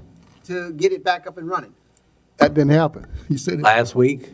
No, my point is this, we're 7 or 8 months past the storm. You know, as the operator of the facility, I would have hoped that you would have been asked up front, the day after the storm, what would it take to get this plant up and running, even if with Band-Aids and sticks, Right. right? We did start doing that, and then we was told to stop. I'm gonna drop it. Which company? Mr. Blank, I'm sorry. Mr. Bartholomew, Go ahead. This stuff is getting good. Mr. LaFrance. Yes, I've been getting several complaints from the area of Lake Hermitage and Wood Park and that area that they have been having lower pressure, also from Woodland, Mr. Foster also. And I asked Mr. Morgan to go out and see what was the problem. And you can explain it to him, Mr. Morgan, is what you had told him. Well, that was this morning. You gave me a call about low water pressure. I think of Lake Hermitage. I sent my guy Troy and Paul Lemire to check it out. You had contractors starting up 2 facilities on the Venture Global site. Then you had another contractor down further south starting up another facility, contract batch facilities, and the low water pressure was from Paul, my operator, filling up our tank and them actually starting their batch tank. So it wasn't a leak or anything. It was just everybody pulling on the system. So that was the low water complaint issue. And once we was able to catch up, the system was able to catch up, the water pressure built back up. So that issue is going to persist throughout the summer months. What size the lines are? I believe right through that area, you have a 20-inch. Yeah, you have Troy. I think you have a 20. You have one. You have a 16-inch line, and you have a Which truck that's taking? Yeah, we have a 16-inch line that ties into a 20-inch right below Lake Hermitage. Could you speak? Rob, could you take a seat? Can you take a seat? Could you speak your name? Oh, say your I'm name sorry. and your address. Troy Phillips, live in Jesuit Bend, 12609 Highway 23, Jesuit Bend. And what size lines are those companies are pulling? Right now, we have Venture Global with 2 2-inch meters. We have another concrete plant that's cranking up right north of that, and also one 2-inch meter right above the coal plant, which is a total of 5 2-inch meters after Ida. So this is new stuff that came in. So basically, that's 10-inch, And But you figure 1 2-inch meter, per day. Well, it's like 120 to 160 gallons per minute per meter. You multiply that times 5, and, you just do the math, like in a day's time. You're looking at over 800,000 gallons a day, if all meters are wide open, depending on the pressure. so average PSI for residential is The average, yeah, average yeah, 40. yeah, 40 would be like the lowest, 40 to 30, but we average about maybe 50 pounds at the most, 50 to 70 or 50 pounds. We're looking for the usage of water to be in the parish, especially with the infrastructure of all the employees that's coming down, that we are expecting to come down. Right, that will increase, the usage, So the demand for water is going to increase. exactly. Thank you. Mr. Blank? Yeah, certainly. So, I mean, we're on this topic because there's a residential moratorium, but these are really pertinent questions and points, all the industrial development that's happening within the citrus lands. And there's one thing that I've not been able to get my head around here, and it's the booster station. Venture Global has been shown on maps. It's why this thing is under construction. Do we need the booster station because of Venture Global's construction? Right now, yes or no? There's 800,000 gallons being used in the area for a concrete plant that is directly related to that construction. There's a couple of other deals there. Are we just flat-footed? We weren't able to get the infrastructure up to snuff in time? What happened? Do we need that booster station though? Yes or no for Venture Global? Because we're asking for federal money with that logic, and I can't get a straight answer out of anybody. But here it is. It seems like it's the case. That booster station was actually planned before Venture Global. That booster station was planned before. The master plan was to make Belle Chase the facility for the West Bank. That was the master plan. Port Suffolk should have been shut down before Venture Global came in. The plant has been designed, Belle Chase Water Facility has been designed to make 9 MGD. Like Mr. Roussel said, and Mr. Epley, the facility, Belle Chase facility can make 9 MGD, you just can't get the water to it. The booster station has not been built. It's 2 years out, and the intake system structure that Mr. Roussel was talking about has not been built. Everything is 2 years out. So the Belle Chase water facility should be able to produce 9 MGD. You just can't do it. Port Suffolk was tucked out is out of commission because of Ida. It was making 3 MGD. You replaced it with Boothville that can only make 1 MGD. So we basically lost 2 MGD. And for folks listening at home, 1 million gallons daily, correct? Correct. I'm sorry. All right. So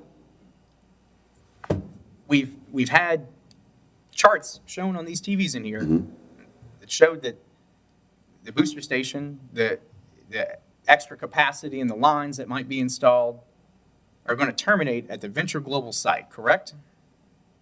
In this room, did y'all see that here? I've got a picture right here on my phone. I mean, if y'all, Yes, that is correct. Okay. That is what the port is putting together right now with the okay. grant. And so we have depleted water pressure because of an industrial facility that is not going to pay taxes in this parish for 10 years. Correct? You have That's where depleted, we're at. you So have when depleted I'm water pressure because the Port Sulphur water plant went underwater due to Hurricane Ida. Yeah, and now that, so there's depleted capacity, there's extra demand on the system. So we're not able to give residents and businesses the water pressure that they need because there's an industrial site that's under development that's not paying taxes for 10 years. And then this body, serving as the port commissioners, come in here and ask for federal money to subsidize a water booster station to build this thing. Okay. That's what's happening here, right, Robert? Yeah. Okay. All right. I'm glad after months and months and months, somebody finally said yes, and I don't feel like I'm crazy here. Okay. Now, I don't understand why people are always second here. Why are people always second? Here it is. These people came in from Braceway asking, how can we get the rail track plugged up? The rail company gives you plans for $1.5 million gate. You know, they need us more than we need them. When are people going to stand up here to business? And look, maybe I'm going to get hit in the head with a frying pan or mysteriously fall off my boat or something, right? But you know what? Somebody's got to do this. Somebody has to stand up and say, we've got to grow in a smart way. We've got to plan this out right. We've got to be asking for things in a fair way. We can't, you know, for the life of me, I don't understand why things play out like they do. And why can't there be some backbone on this body and within the administration to say, we need to do the right thing? But we can't keep approving subdivisions. We can't keep growing without any care to thought in Belle Chase. Mr. Morgan, was Port Selfa making water before Ida? Or Yes, was sir. it just a booster station? No, or- sir, it was making 3 MGD a day. And And so, is it up to code? Yes, sir. so y'all were repairing this water plant to not manufacture water, but to treat Mississippi River water, correct? In Port Sulphur? It was producing After- water. It was producing water. It was producing water after Hurricane Ida in Port Sulphur? No, sir. But prior to Yes, sir. Hurricane Ida? Yeah. Now, did you, in your, post-storm work and operations, were you headed towards a place where you were going to start producing or treating Mississippi River water at that plant, like, once again? Yep, Okay, and you were stopped, correct? yep. Okay, who came in, who took your place, can you explain what's going on there? Why were you stopped from making water? We got businesses right down the street from there that are having to add their own equipment. You know, we've got growth out the yazoo here. What happened? Who came in? Who told you no? Well, I was told y'all stopped funding that. Wait, by We, who? we stopped it. Administration. Was there a certain company that came in? When did we stop I don't know. funding? I might be mistaken. I don't know. I know want the a straight administration. answer. The administration told me that the funding wasn't there to repair it right now. Well, And then an engineering firm went there to assess it. which And they- engineering firm? What's the name of it? Come on, y'all are in this business. Trigon. Don't look at each other. Y'all know the Trigon. answer. Trigon. Trigon. Todd, Yes, Trigon. Trigon. Trigon. yes, Trigon Associates. yes. Yeah. They went in there and said what? They went in there, did an assessment of the plant, came out, gave us what it was. We asked them for a couple different things. We asked them what it was minimally to get it operating to make water, what it was that needed to be put back like it was prior to the storm, and what it was to mitigate and raise facilities going forward. And what came out of that? Has this For- council been presented with that report so we could make a decision saying yes or no? Because that's what you're telling these guys. I'd be happy to share the report with you. Well, where's it been? Come on, man, do your wife works for them. I'm sure you have access to it. Really? Yes, really. Yes, really, dude. Let me We got first people say- that can't get water pressure. Yes, Stop. really. Let me first say, that was all procured the way it needed to be, legally done, had nothing to do with me, had nothing to do with the fact that my wife works for Trigon Associates as an office manager, had nothing to do with any of that. So whatever you're trying to propose, you need to stop. This That's system is ridiculous. broken. The system is, how many of you have asked me about the Port Sulphur water plant since the storm? In this room. How many, have you asked me about the Port Sulphur water plant and what the status was? We ask you all the time about what's going on Who's with we? the water system. It's an Who's integral we? link in that chain. Who's we, Mr. Blank? This council, me, afterwards, when I was No, really jamming no, y'all up only- about no pressure in Jesuit Bend, y'all couldn't turn the valve off. Only at this council meeting. Here's the situation. We need $4 million, according to that proposal, to get the Port Sulphur water plant up and running.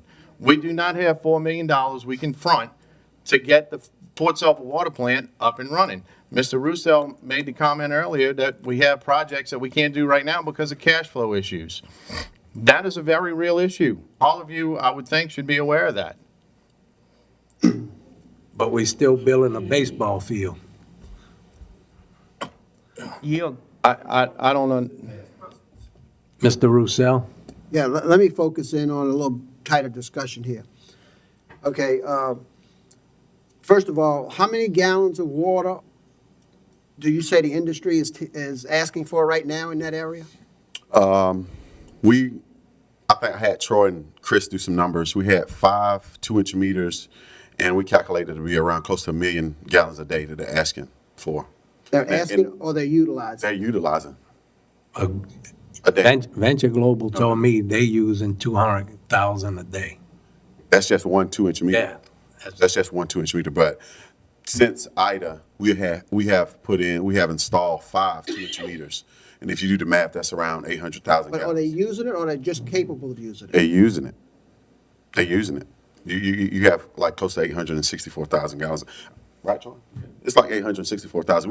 We have installed 5 2-inch meters, and to my calculation, that's around 800,000 gallons. Right, Chris? All right, It's right, 800,000 gallons okay, so, in that area. right, and that's new usage. That's new usage. So when we talk about a moratorium, we have to make a decision as to what we are going to do within the next 12 to 24 months on supplying water if you got that kind of a draw of an increase. And, you know, we keep talking about the plant expansion, and I saw the publicity about the plant expansion, and we did all these things. But in reality, with the plant expansion, and even in the best-case scenario, with the booster pump out of the river, making 9 million in Belle Chase, with taking the Port Sulphur plant out, we gain no capacity because we lose 3 million in Port Sulphur. So we got 6, and we go to 9, we haven't gained a gallon. And we got all of this growth. And it's beyond me who doesn't understand or see that, because the numbers are simple, 6 to 9, lose 3. The point is that when we came in here in 2015 and you were there, and we were with the Cormier administration working, we had to salvage that Port Sulphur plant and get it passed through the state to keep making water. Is that correct? That's correct. And we jumped through a lot of hoops to keep it online to continue to make water because the engineering firm prior to that wanted to take it out of service. Correct? That's correct. And so I have been opposed to taking it out of service forever Took Bowville out. because of the fact that we need to pump water both ways. And Port Sulphur was capable of pumping water both ways. Is that correct? That's correct. So, you know, I really don't like to see you being put on a hot seat here today, you know, because you're just following orders. And unfortunately, you know, different administrations point you in different directions.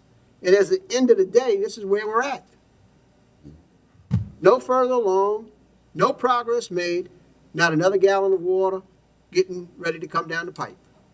And as far as the facility goes, it is true that we're going to extend the line to the facility, but it doesn't stop there. The improvements stop there, but the same line will run all the way to where it's running now. So we're not losing anything, and we're not deadheading anything, but we're also not making any more water to send there.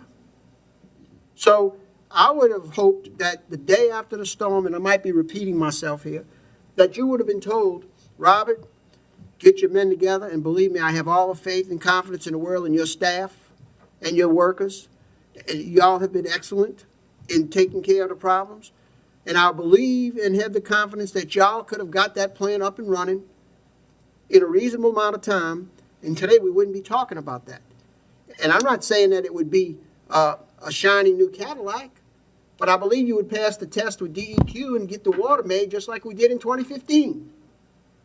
So, for those who don't understand that we are in the crisis mode of water, I hope they listen and ask questions.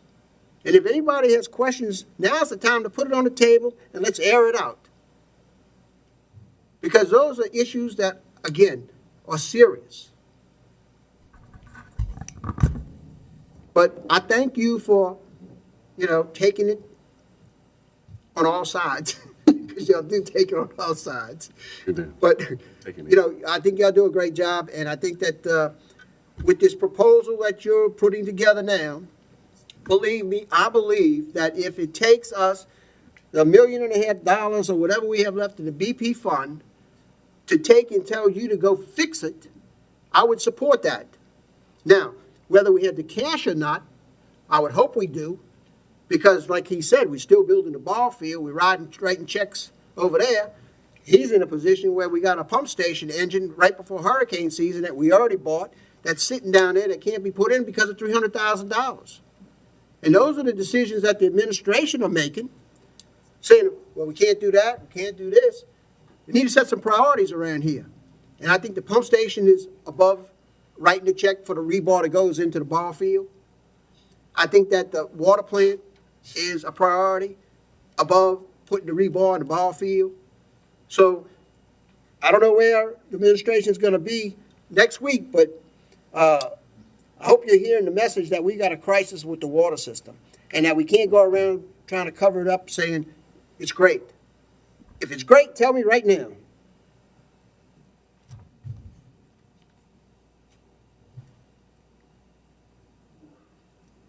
Anyway, sorry to get on that soapbox, but this water issue has been a dogging issue for me since I came back into office in 2015.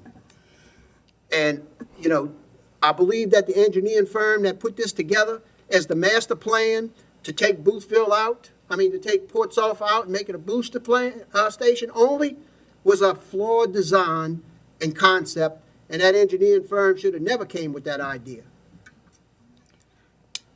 And I rest. Ms. I'd LaFrance? just like to add that we include, this thing really is a parish-wide problem, water. A serious problem, parish-wide. And just like everybody's saying, we need to be made abreast of the problems throughout Plaquemine Parish. Because we have some serious problems. We got serious problems over here. And I know you have serious problems down that river in Popo, without a doubt. So it's a comprehensive problem, parish problem, and it needs to be addressed like that, looked at in that manner. Mr. LaFrance? Yes, Mr. Morgan, Mr. Phillips, I want to thank you all for attending this meeting. I know it's a hot issue, but we needed some answers. We needed to get some clear answers of what type of shape that we are in. And like Mr. Bartholomew and Mr. Roussel said, and Mr. Blank, water is our top priority. And we doing, it's going to get even worse if we have that saltwater infiltration, if the rivers start backing up, where we won't be able to use Boothville at all. So, again, anything that you think that you need for us to get the Port Sulphur water plant up and running, please let us know, let the council know, and we'll try to do the best that we can to give you exactly what you need. Thank you. Ms. Newberry? Hold up. This is Troy, for you, a question for you. So I've been having personal issues. Are you knowing anyone else in the Jesuit area having problems with their water Like low pressures? pressure or compliance or just low pressure? Just low pressure in the area? But we've been monitoring the Cedar Grove Booster Station, which is actually pushing water south to Port Sulphur, and it's staying constant at 82 pounds. But as they, let's take for instance, like this morning, companies were pulling hard, had opened up just about everything they had, so you will get a drawdown as far as the pressure goes, but it's up and down, basically up and down. Is there any way that, are we aware when this water pressure drops from the lower end at all? Or Well, we have a pressure drop. It's actually the biggest pressure drop is at the grain elevator. From the grain elevator going north, it's pretty constant at 30 to 40 pounds. is that a pressure drop for the day, or is it constant drop? Because I'm just, would it be best to send notices out to let the communities that are affected have let them know that they were going to have a pressure drop, or haven't we done this in the past, or But it's actually, it's like, it's just an up and down, like a yo-yo? Now, most of the time it stays constant. I know at my house, I'm right below you, it hasn't been that bad as far as, pressure goes. I have a pressure gauge at my house. The lowest I seen it was, at the time, was like, maybe 35 pounds. If 35 pounds should be sufficient for the house that's, basically on the ground. Okay, well, the problem I'm having is I keep hearing different stories. I have had conversations with Mr. Kognovich in the past that they're having pressure in the lower end. But then when I talk to other council members on the northern end, they're saying that they've talked to you guys and there is no problem. So I'm getting two different sides of the story. So I guess my question is, should we put a moratorium because of the pressure, water pressure down the road? Well, we have an issue between Cedar Grove and Port Sulphur Water Plant. That's where the biggest drop in the pressure is. From Port Sulphur south, it's like, it basically stays constant. And what If is, we keep everything running up and running, and what is the bottom line? What is the answer to solve that problem? the bottom line is get Port Sulphur up and running, and we can start making water. Okay, And- thank you. And it's basically gonna stay, constant, unless something happens. Okay, thank you. I think one of the questions Mr. Berry was asking was, would additional subdivisions in Belle Chase, a moratorium, improve water pressure down the road, or that water pressure is independent of new development in Belle Chase? Well, there's more to it than just the subdivision growth in the upper area of Belle Chase. Right, okay. But I'm saying, would it make it worse, or would it have no effect? It will have a effect, but it won't be as critical as what. The main issue is from Cedar Grove going south. But, and I appreciate y'all coming. I just got a text. I don't know, what's that flower business down Jesuit Bend, La France or something like that? Language. Language, okay. In two spots right there, a guy just texted me saying that they see water coming from a fire hydrant, and another spot. And I don't know the name of the road, but Bill Bubrig and Smokey Burris and all them live on one road. It's right in there. And one is by the LaForge, or We didn't get a call on that. he just told me about it. Okay. But one more thing, we do try to work with some of the contractors to try to, they have like batch plants to try to fill them up at night. So people won't experience like low and be more consistent with the residents. So we do try to work with the contractors, because that's one of the things when Todd or Ken come to us, when contractors come, to try to work with the residents to try to fill up their tanks at night. And that's one thing that we do try to work with people, to try to ask them to try to fill their tanks up at night, so they won't have the spike in the daytime, so the usage will be more consistent. So that has helped a lot. And I think that's something that we have more tried to implement more, because the usage at night does go down. So I think that's something that we're going to try to shoot for more, is to try to make them actually fill the tanks up at night. And I think that will help. Mr. Bartholomew? Yeah, what is according to the state fire marshal, what's the pressure we're supposed to maintain on the lines? You can go below, you just can't go below 20. If you go below, Wait, what is, there's no, long as you don't go below 20. so there's no requirements for fire marshal as far as water pressure?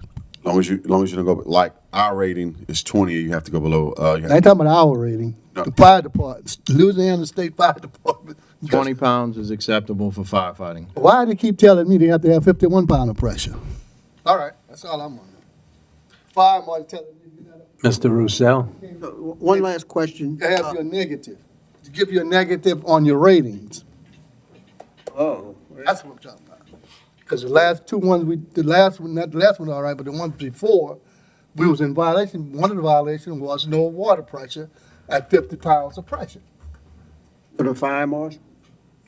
My That was on the report. I saw the report. question, in a perfect world, we can make water and we send it down and we're using it. What happens if the saltwater wedge comes into the river with Boothville? We'll need but 20 pounds. We can't remove salt. So you don't make any water? We can make it, you just have, the water tastes like salt. You just drink salt water? Yep. Okay. As it is now, I got chlorine. Yeah. As I used to have black hair.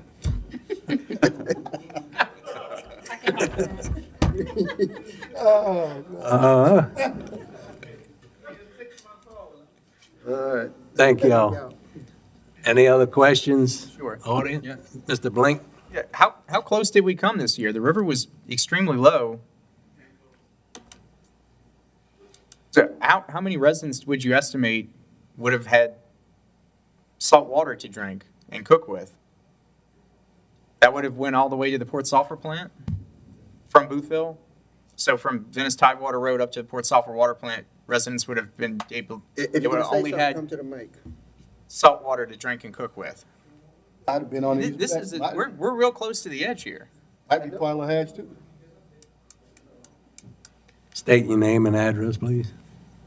Chris Chasson, in from work, 126 Sewer Plant Road. The Boothville water plant, around October, November, the chlorides were high. The salt was high in the water, but it got up to about 250 milligrams per liter, which is right around the level where people start to notice. We didn't get too many complaints on it. It's not a health hazard, so the water's still safe to drink, but it did get around the area where people do start to notice and complain. Does that cause corrosion to parts of the system that are still metal? Not so much at that level. It would have to get a little higher to cause corrosion. Okay, all Good right, boiling crabs, though. thank you. I didn't spend as much money on salt this year. What about blood pressure pills? Thank you. Any other questions? Items, yes.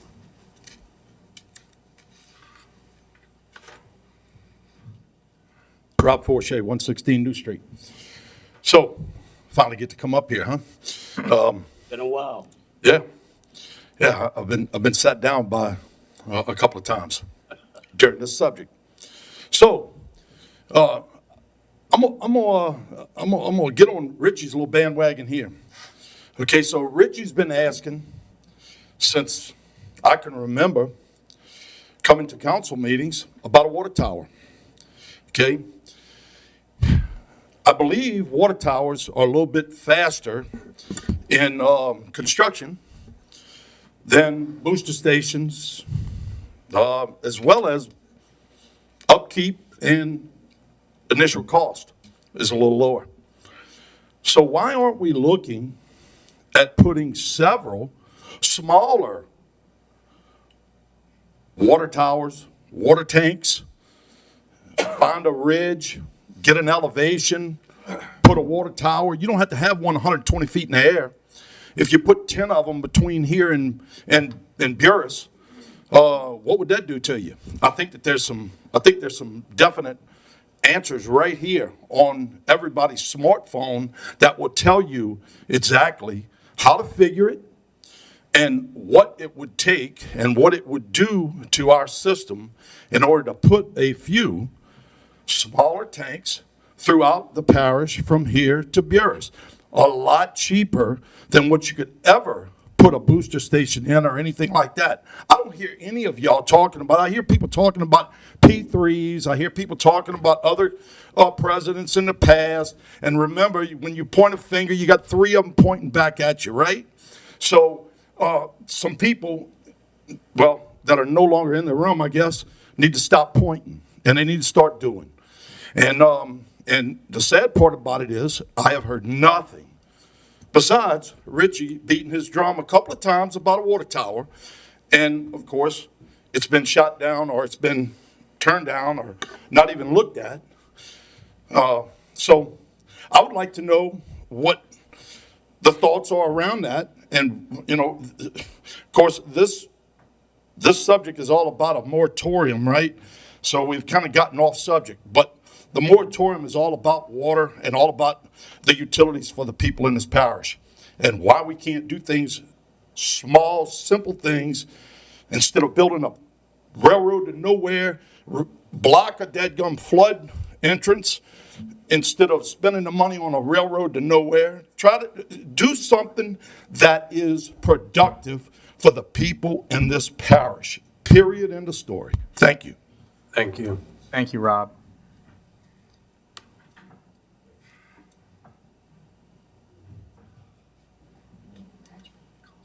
I know you all have heard it before.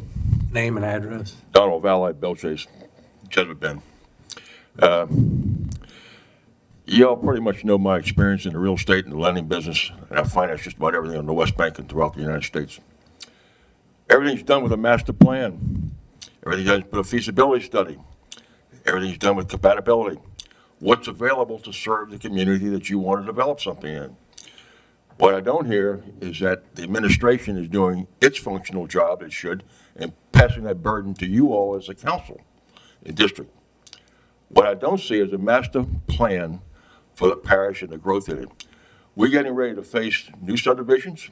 People want to move out of Orleans Parish and Jefferson Parish. They want to move down here for the convenience and the quality of life.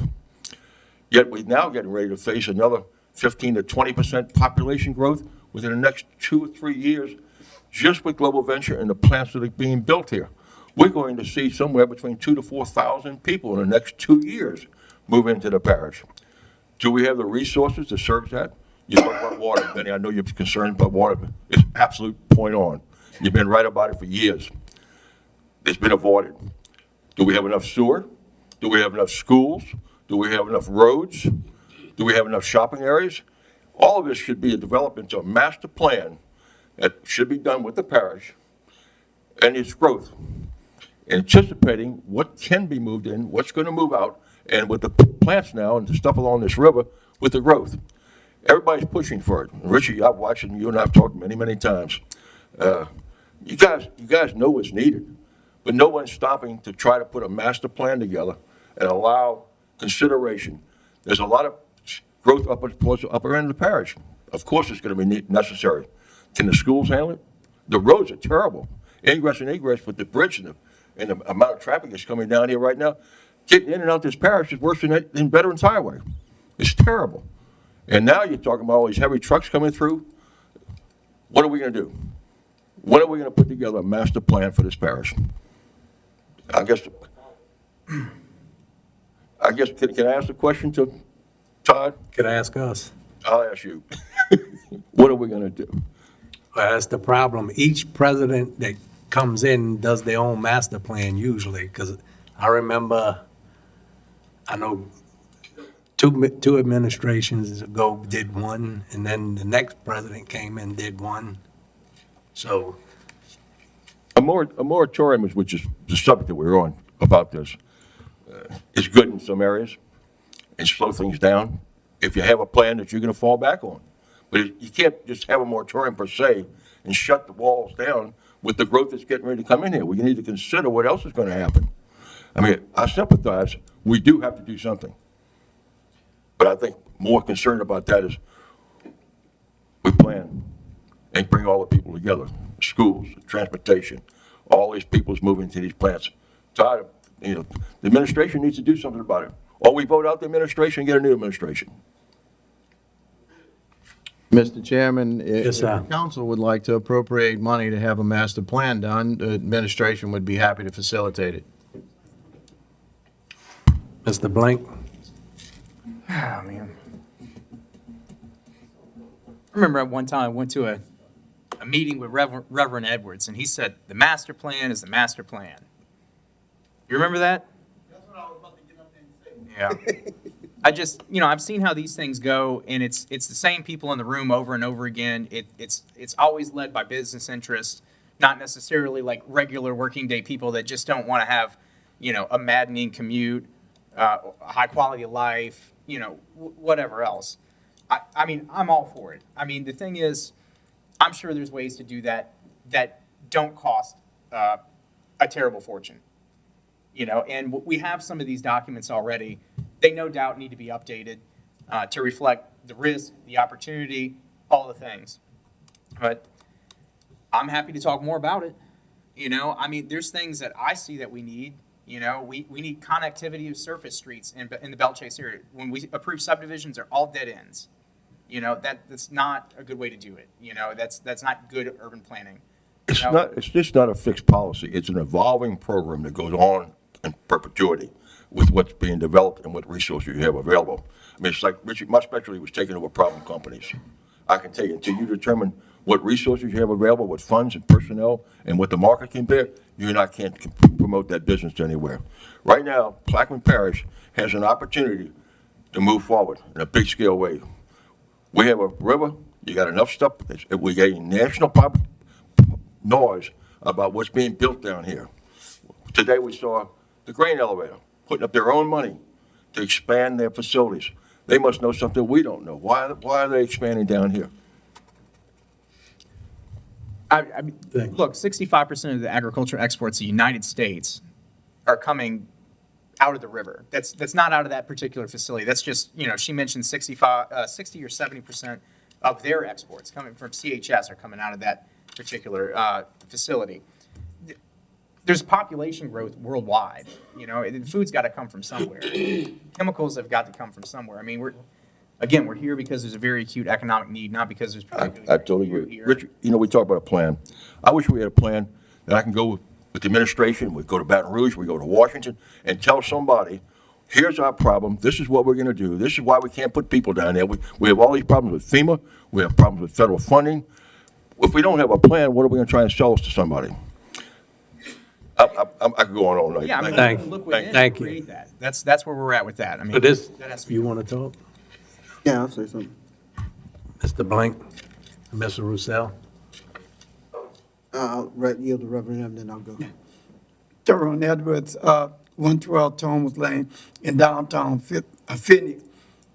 Richie is right, and I was just sitting there saying to myself about master plan. It'll come down to who's the master over the plan.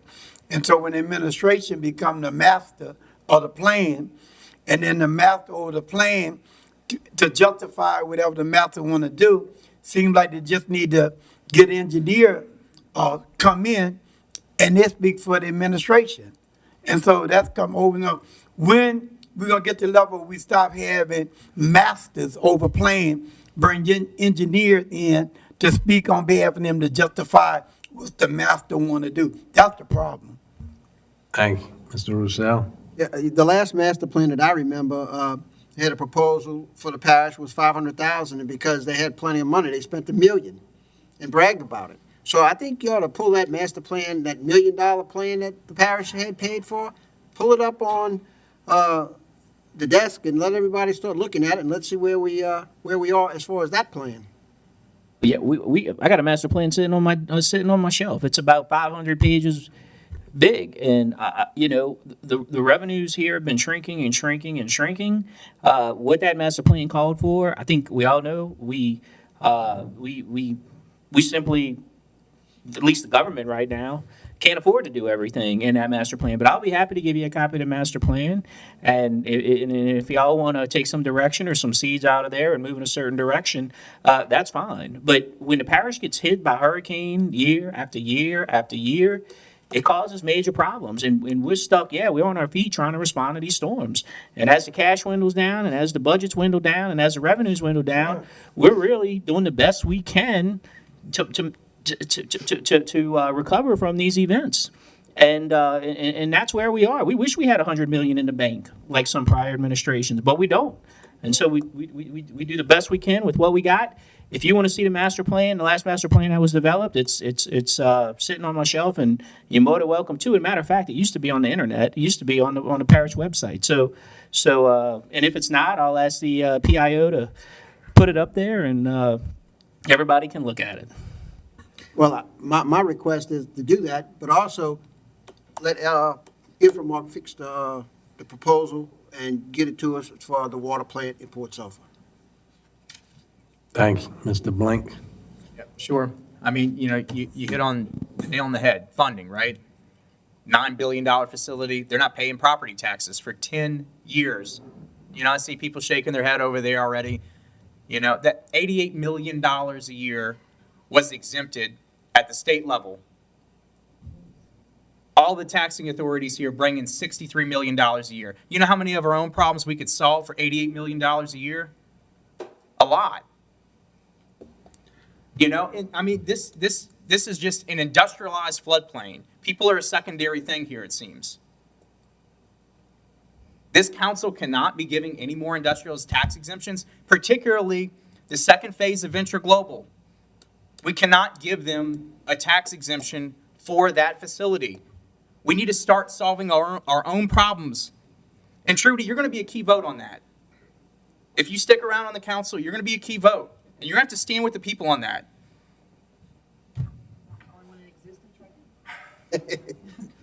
You finished? Let me say this, though. No, not just yet. Well, the items being deferred, we're not talking about Venture Global, we're not talking, this was a moratorium with the water.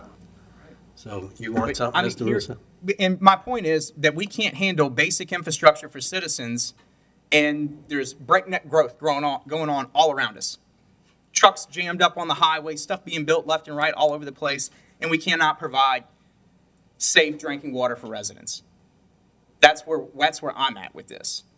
That's And why I'll say it aloud in this room. That's wI brought this moratorium. I'm tired of turning my faucet on and not getting water pressure. Thank you, Mr. Coggin. Next item, please. Item 9A2, an ordinance declaring a temporary housing need exists pursuant to subsection 6 of the section 12 of the comprehensive zoning ordinance. Item B and item C are withdrawn. Item D, an ordinance to amend the 2022 manpower structure and otherwise to provide with respect thereto. Councilmember Konovich. I'll offer as for a second. Second. Second by Mr. Blink. Mr. Roussel. Of course, all of y'all know we don't have a superintendent for flood control. We need to get somebody in there that's in charge. We have 3 foremen. The supervisor left for a different opportunity too. Supervisor and foreman, they make the same pay. One's called supervisor, one's called a foreman. We just do away with the supervisor, add that money to the superintendent's pay, and try to get somebody in there that would be in charge and make sure it gets done properly. Are we looking in-house to promote somebody, or are we going out, or? We got to get it on the board first, yes, sir. And is this person gonna go work equipment? Sir? Is he gonna go run Have in the equipment? past. Yes, sir. Mr. Roussel? Yeah, there's conversation floating around that y'all already have somebody picked for this position. Is that accurate? Sir? There's been discussion among different people that you already have someone in mind for this position. Do you have someone in mind for the position? No, sir. And what are the qualifications? It's on the superintendent's page out there, I don't have it in front of me. I mean, are you gonna pick somebody that has some mechanical knowledge and that knows how to do some mechanics and pump work or something like that? Yes, sir. It's all on one department now, flood control, drainage, and heavy equipment. All right. Any other questions? Yes, sir.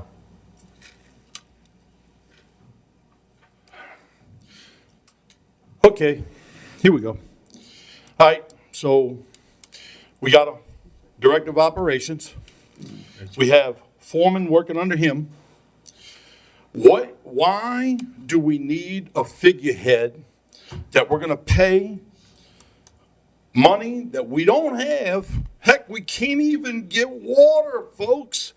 Why in the world are we gonna put this position on hold, do not fill it, and let the director of operations guide these foremen who work for him to get the job done?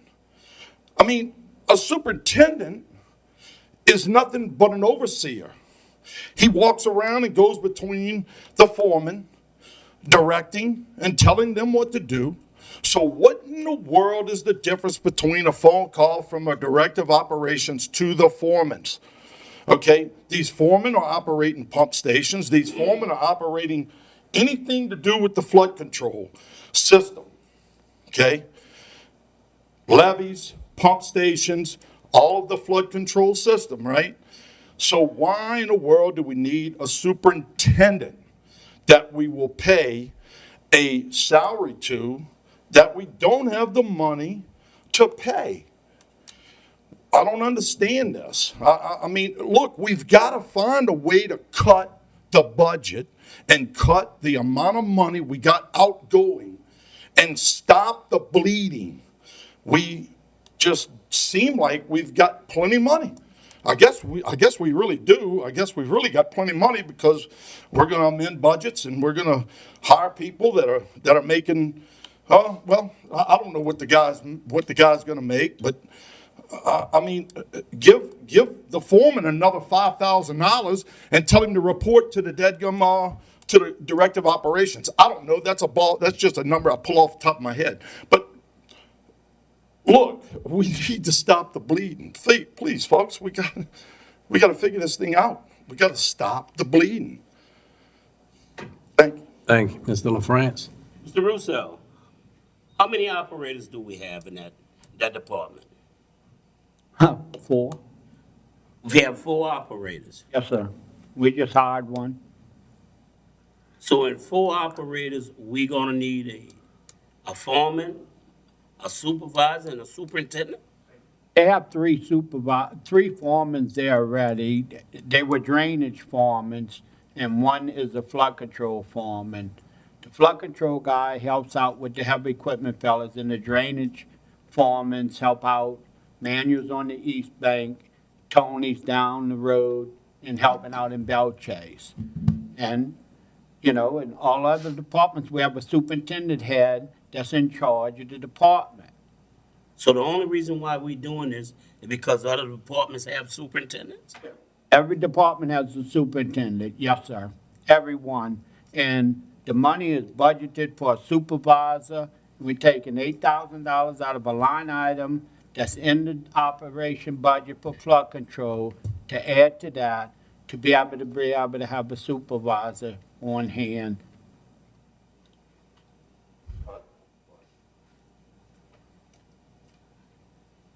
How many employees you say we have in that department? How many in flood control? Yeah. There's, When I say flood control, flood you're control talking is about heavy drainage equipment? and heavy equipment, sir. Talking about heavy equipment?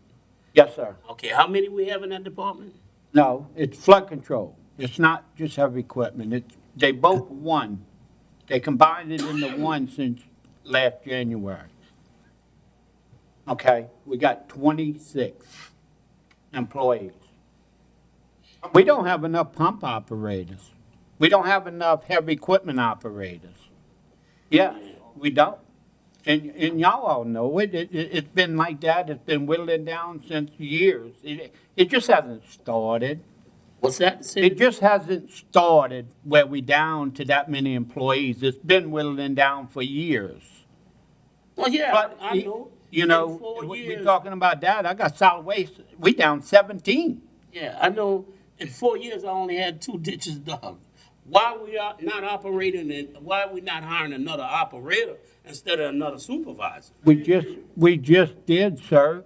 We don't pay enough money to hire an operator. That's Well- why. No, you want to be the fact? We don't pay enough money. You Okay? pay an operator $12 an hour to operate a bulldozer or backhoe. Out there at Venture Global, they're paying $33 an hour. All right. Okay? Aye. We can't get them in the door. Mm-hmm. Look, Benny just went to the council with the port for deckhands because you can't get them. Mm-hmm. You can't get people because they don't pay enough money for the parish as a total whole. I'm talking about every department. Well, You know the fact. Come on. take the money. Y'all all know the fact. Take the money from being the superintendent and give it to the employees. You can't do it that way. No, you can't. No, you can't. No, you Civil can't. service, You cannot go to civil service and just give them a raise. You cannot do it. You can't. You can't. Oh, well, I did it yesterday. If you could do it, more yeah, power which to you. was not right, but Let me tell you You something. done, Mr. LaFrance? Not right. can't do it. No, No, you can't. You came up once. Oh, sir. you know, I wish we could hire people. I wish I could put operators in every district. I just don't have them. We've been advertising for these positions for 2 and 3 years, truck drivers. For 2 and 3 years, we still don't have them. And we might You not. know that. You know what they paying truck drivers out there on the road right now? I don't know what they're paying. More than us. How much More does than the us. benefits- More than us. That's all you got to know. Add the benefits, how much does it per hour hit? Bob Forshey, when you was director of operations, did you have a superintendent, a supervisor, and 3 or 4 foremen? Yes. Now, speak to us, Mr. Roussel. You came up addressed- already. He addressed me. We're He not said my name. speaking about in the past. He said my name. Can you, So I'm gonna tell you, yes, I had superintendents, guess what? I made $55,000 a year. How much money you making? How much money you making? Not enough. Not enough. Okay, so you got 100,000 here, you got 100,000 there, you got 100,000 here, you got 100,000. Look, bottom line is, we need to take some of the Rod, money. can you, we know what we need to do, thank you. Okay. And I understand. Well, let's do it then. Yes, sir. Mr. LaFrance, you finished? Yeah, I had enough. Mr. Roussel left, so Mr. Blink. Oh, sure. Look, I mean, if we can't hire employees, if we can't keep the water service going, somebody needs to just call it and tell the state to come in like they did at Bogalusa. I don't want that to be on my shift. So, I mean, we need to get it together and just get through this. I mean, was that, at the civil service meeting, was that fruitful? Did y'all have some fruitful conversations? Get some more pay so we treat people better? I wasn't here. Okay. I wasn't in that meeting. Roussel was. Any other questions? Machines are open.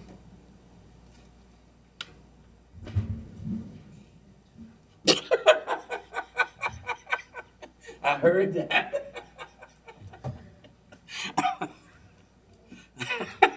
Ms. Newberry.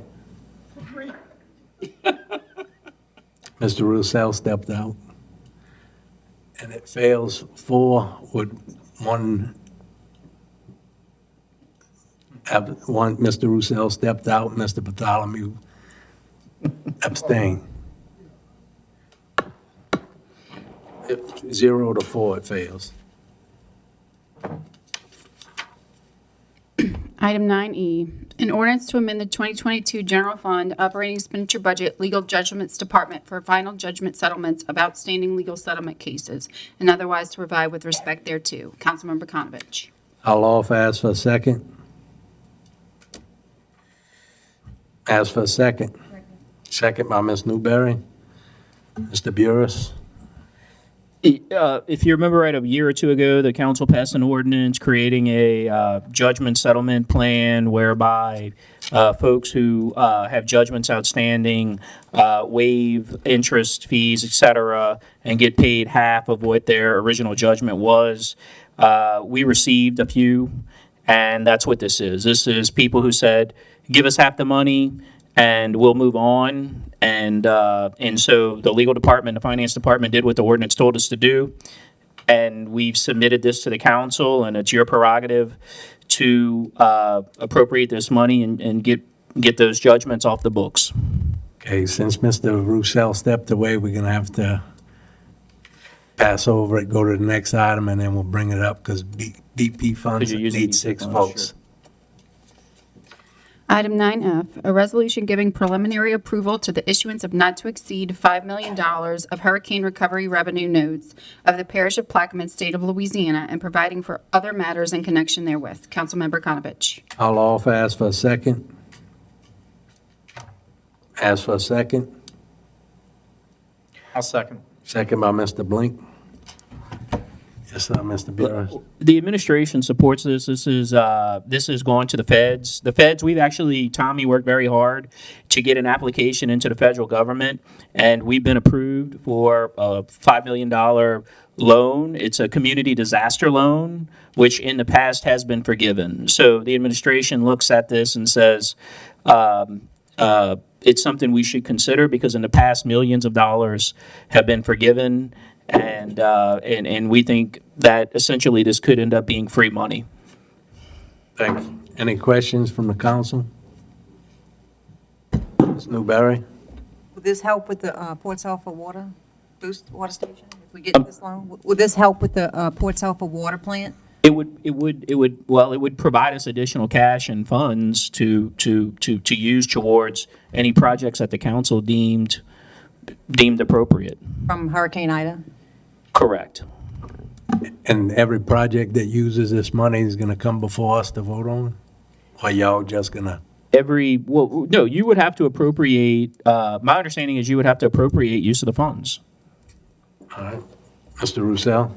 When you say use of the funds, line item appropriation, like Well, I Mary imagine. said for the pump, this is What? the problem. I imagine most of these projects would be, most of these funds would be used for capital projects. If y'all use them for other purposes, as long as it's legitimate, yeah, then you could put it in an operating budget for pump repair or maintenance or something else. The problem that I don't want to see happen is that we just approve $5 million, and that's the last we have any input, and it's spent by the administration, and at the end of the day, we still ain't talking about the same thing, because You have to appropriate use of that fund. So whenever those funds come down from, just like the BP money, you could put it in a separate fund if you want, just like you did the BP emergency fund, bond indebtedness, and then you can appropriate whatever funds you want, for whatever projects you deem necessary, as long as they're consistent with what the loan was granted for. and do we have a definition of what that is for? I think it's any legitimate, basically, my understanding of it's any legitimate governmental purpose. The point is, to me, that we have projects now that have money appropriated to it, but you can't do them because you don't have the cash. Correct. Well, this would give us cash. Yeah, so the point is, I'm not willing to give the administration the authority to go spend $5 million without knowing where it's going. Because, again, I point to his pump station, a pump to the Port Sulphur water plant. Those are the type of things that, I would go ahead and support something like this if I knew that's what was going to happen. Well, Mr. Russo, you have to appropriate the money. I mean, We did appropriate the money already. We appropriated the money. right. I mean, come on, Mr. Russo, you appropriated the money. The cash is not there because of all the money FEMA owes us, because of the money the Corps of Engineers owes us, $3 million. You know how this works better than anybody. And it's not because the administration went and spent a bunch of cash. The administration is owed $3 million by the Corps, and we're constantly doing battle with FEMA to get money that was previously spent back to us. We're trying to get those reimbursements in. I understand that, but my problem is that when I see, and I keep picking on the quad, the trucks of 18-wheelers rebar going by that we are still paying and writing checks for, and I see his engine for a pump station before hurricane season for $300,000 not getting installed, and I see his air conditioner down in the community center not getting installed because we had no cash, that doesn't make me feel like wanting to give y'all any more money. Well, I don't know how else to explain it other than I mean, you could talk. Look, I'm not an expert in terms of finance. You can talk to Tommy about how this money could be set aside in a fund balance, et cetera. Once again, all this does is give us authority to go to the buying commission so that we can request the funding. We're asking to at least go to the next step, get approved by the buying commission. Obviously, when the federal money comes down, you guys can then decide whatever you want to do. But if we keep sitting on this, I think there's a chance we could lose it. So, some of the questions you're asking, I'm not saying I have all the answers to, but I'm pretty sure that the council can set aside and designate the money for whatever purposes it wants. Well, look, I understand this concept. I borrowed $7.5 million after Katrina, and it got waived, and we didn't pay it back. Well, that's So, the. I understand it. The problem I have is what I just explained, where it's going to go, because I'm not writing the checks. But you're deciding how the money is appropriated. Well- And if the money is never appropriated, the cash is then available for some of these other projects. But yeah, I don't know if we are communicating right here, because exactly. Can we defer this and let finance come to the next council meeting and get a clear answer on some of these questions? All this is to go to the bond This is commission. just going to the buying commission, get They approved. grant The it. buying commission approves us, and then you guys say, hell no, we're not doing this. Well, then we don't do it. But the administration, I mean, this is something we requested several months ago, and here we are 2-3 months down the road, and we all know the cash problem we have. And so, I mean, it's the ball's in y'all's court, but I don't know how better else to explain it. This is potentially free money, and if do what you want to do. After it goes to the bond commission, it comes back for us to vote on again to borrow it. Correct. And then we could put it in whatever fund we want. Correct. So I'll tell you how to sell it to us. You bring us a list of where the 5 million is gone. Well, sir, I haven't spoken to the parish president about this. He would be the one working with you guys to make the decision on what to do with this. And so I don't want to speak for him, but I'm sure that he would be willing to speak to you all about what some of your priorities are. The point is that we have made priorities in the past at this table by adopting projects, and they're not getting done and funded. So if he doesn't understand that by now, and coming to us, like the 50 million is a good example. We didn't know what the 50 million was going to be spent for. Rostan will be presenting you all with a presentation at the next council meeting going over the $20 million worth of permanent work that has resulted from Hurricane Ida and explaining to you all that without the cash, what won't get done. And then you all can make a decision about whether or not you think those items that were assessed and could be potential PWs are worth having the cash to fund or not. And that's up to y'all. I mean, y'all can make that decision, but we at least think that you all need to know what won't get done if we don't have the cash to do it. Yeah, and I don't want to keep repeating myself, but we've already done this routine before by appropriating money, thinking that something's going to get done, and it didn't get done, and still not getting done. Well, Mr. Burris, I'll go with it if you want. can you say that again? I'll go with it if you want. If you want to go with it, I will. If you want to defer it, I'll defer it. It's up to you. The administration supports this, and I don't think we can say anything more to prove to you guys why we think it's of value. If you're not comfortable doing it until you speak to Mr. Surpass, well, that's a decision y'all need to make. But I don't know how else I can explain it. It can't, like I said, it can't be spent until we borrow it. And Once again, this just lets us go to the bond commission and get approval. If we get approval from the bond commission and y'all don't like Mr. Surpass's answer, or you can't come to some sort of agreement with the parish president, well, then we don't borrow the money. We can't borrow the money without further action by the council. All this does is allows us to go to the bond commission and get the approval. Thank you. Mr. Bartholomew? Yeah, I can't support this at this time, just letting you know. Well, any other questions? Machines are open.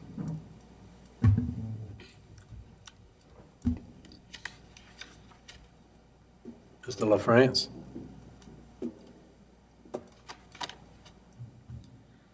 And it fails 3-3.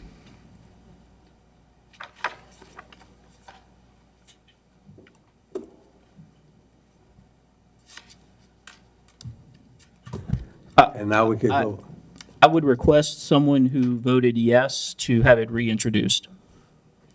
I'll reintroduce it. You want to go back right now? Yes, ma'am. Agenda item 8. Ordinances, resolutions. This is for Councilmember Konovich. A resolution giving preliminary approval to the issuance of not to exceed $5 million of hurricane recovery revenue notes of the Parish of Plaquemine, State of Louisiana, and providing for other matters in connection therewith. Thank you. Can we go back to 9E? 9E, an ordinance to amend the 2022 General Fund Operating Expenditure Budget Legal Judgments Department for final judgment settlements of outstanding legal settlement cases and otherwise to provide with respect thereto. Councilmember Konovich. I'll offer ask for a second. What are you filling in the blank with? From the BP fund. The BP fund? Do I have a second? I'll second. Second by Mr. Blink. And this was, we voted last year to have them go out and try to. The council adopted an ordinance, I don't know if it was a year or 2 years ago, to settle some outstanding judgments. The legal department sent out the letters that were required by the ordinance. A few of the judgment creditors accepted the deal, which is basically 50% of what the original judgment was. We presented that to the finance department. That's why this ordinance was drafted. That's all what the ordinance required us to do. And now it's up to you all to, appropriate the money, if you want to accept those offers and get these, judgments off the books. Thank you. Mr. Bartholomew? Yeah, those were the original judgments with no interest added, none of that, just the judgment itself? It's the original judgment by the law court? Correct. The original Okay, judgment. that's all I need to know. The original judgment, from the court, it's half of that. That's really a good thing. Okay, thank you. Mr. Porter? Any other questions? And it's the BP, did we plug in BP, Ms. Toots? Yes, ma'am. Yes, Which ma'am. obviously requires 6 votes, so. Yes, sir. Any other questions? Machines open.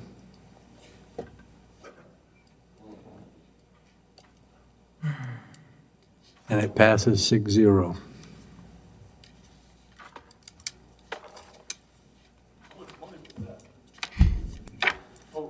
Item 9G, Hold on.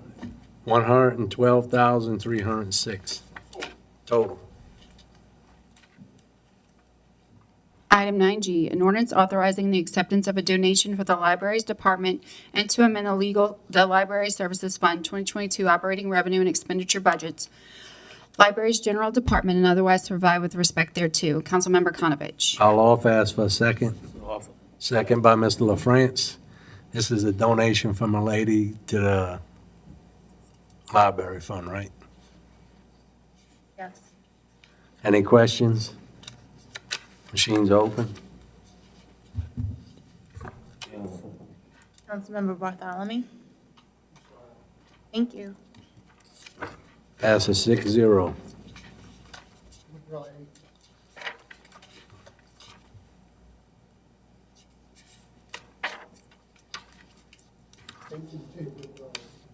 And which one, Jay?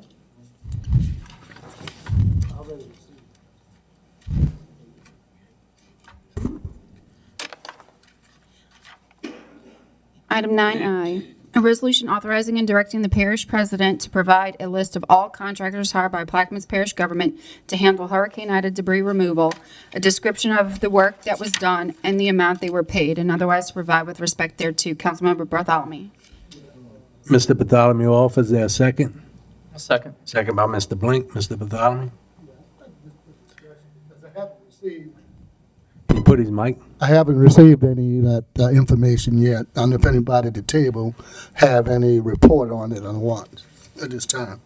Well, let me just say that the administration has told Tommy to give you guys whatever information you seek. So we haven't, the way the resolution reads, it's like, we're hiding this. This is. I don't know about you. I'm not hiding. I'm saying Well, I'm anything just- about anybody hiding anything. I'm just- All I'm asking for If you, is the information. you can ask, That's all it is, and that's what I did with this resolution. Mr. Surpass has been directed to give the council whatever it asks for. So, if there are specific documents you requested to him that he's not turned over yet, I'll be happy to get with him and be sure that we can get it to you shortly.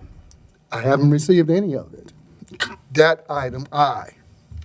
Okay. Okay. Well, tomorrow, when I speak to Mr. Surpass, I will ask that finance, work on that. And that reason for that was based on what the request was made for the 50 million.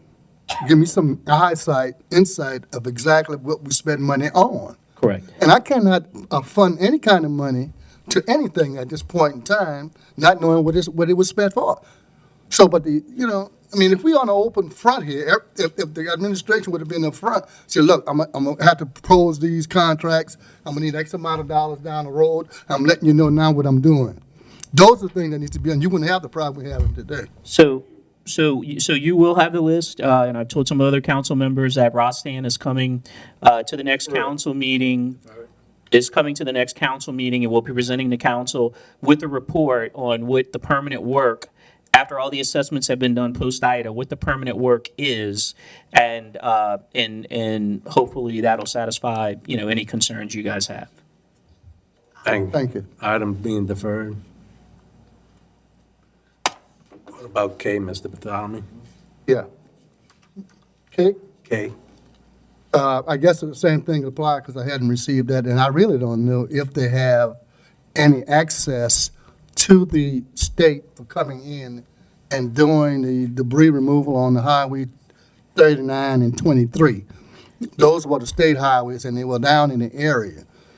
And I was just trying to make sure that we don't have a duplication. It would be my recommendation that a public record request be made to DOTD.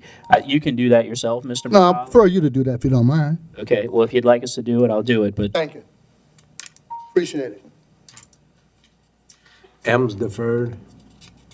Item 9N, a resolution urging the state of Louisiana through the Department of Transportation and Development to allocate a portion of available infrastructure funding to raise a portion of Louisiana Highway 23 and to provide for other matters. Councilmember Newberry, and we have changes for this. Can you read the changes?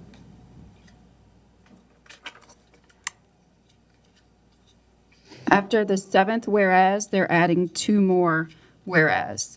The first one reads, whereas the polder from La Receipt to the Oakville floodgate, which contains property assessed in excess of $20 million and is home to Plaquemines Parish famous citrus, other fruits, and nurseries industries, generating in the excess of $10 million in economic activity, would be protected by raising Highway 23, and whereas that stretch of Highway 23 will provide access to Venture Global, the multi-billion-dollar liquefied natural gas facility, and that is it.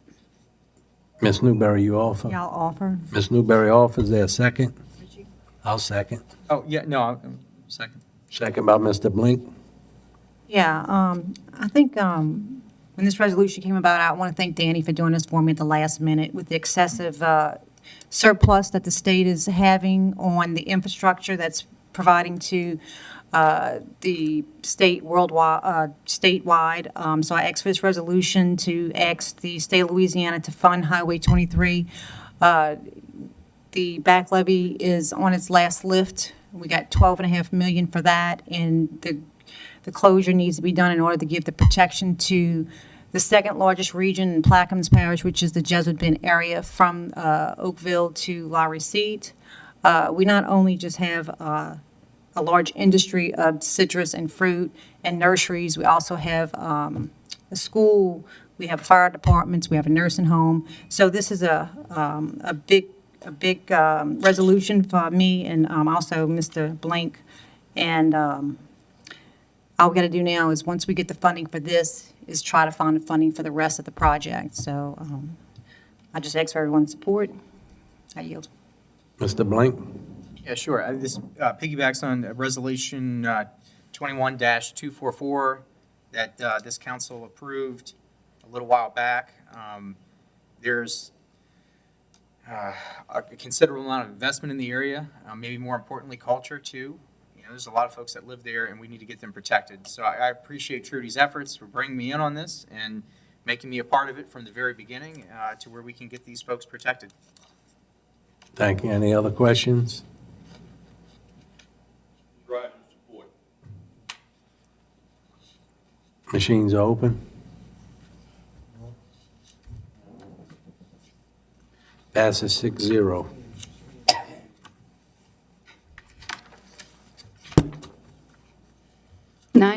An ordinance to amend the 2022 operating revenue and expenditure budgets to accept a donation from the Empire South Pass Tarpon Rodeo and otherwise to provide with respect thereto. Councilmember Blink. Mr. Blink, you offer, and I'll second.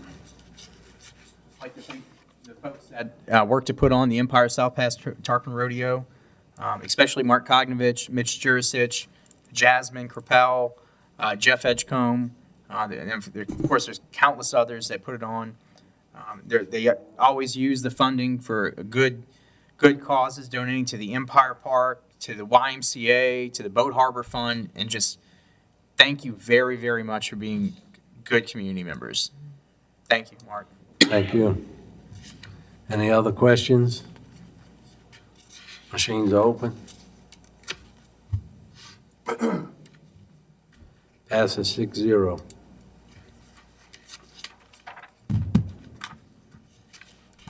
Item 9P, a resolution establishing a real estate committee and to provide for other matters. Councilmember Blink. I'd like to offer as read. Mr. Blink offers, there a second? Get a second. Got some blank filling in to do too. I'll I'll second. second. Ms. Newberry, seconds. What blanks you filling in? Well, technically, there are no blanks, but, We only had one person reply to be on it, okay. Dr. Gui. Need more than one for a committee. I guess I'll do it. Is this committee consist of all council members? I think that's the way it's written. Recommendations to the council and administration, appointed by the chairman. So no, doesn't necessarily. Oh, I get to appoint him? Yeah. Oh, Dr. Gui said he would. I'll give y'all a chance to volunteer, you're getting picked. Well, if you I will and Mr. Bartholomew. that's your full. All right. Maybe somebody from the administration? I mean, I don't know. Any recommendation on that? Anybody want to sit in? Yeah, we need to hire a real estate Don't go there. person. We'll talk about that in a minute. I didn't know it was going to be managing real estate, but Just for ease of access for the public, does it make sense to meet around the time of the audit committee meetings when things are set up and convened already? I'll have to let you know on that when I talk to my people.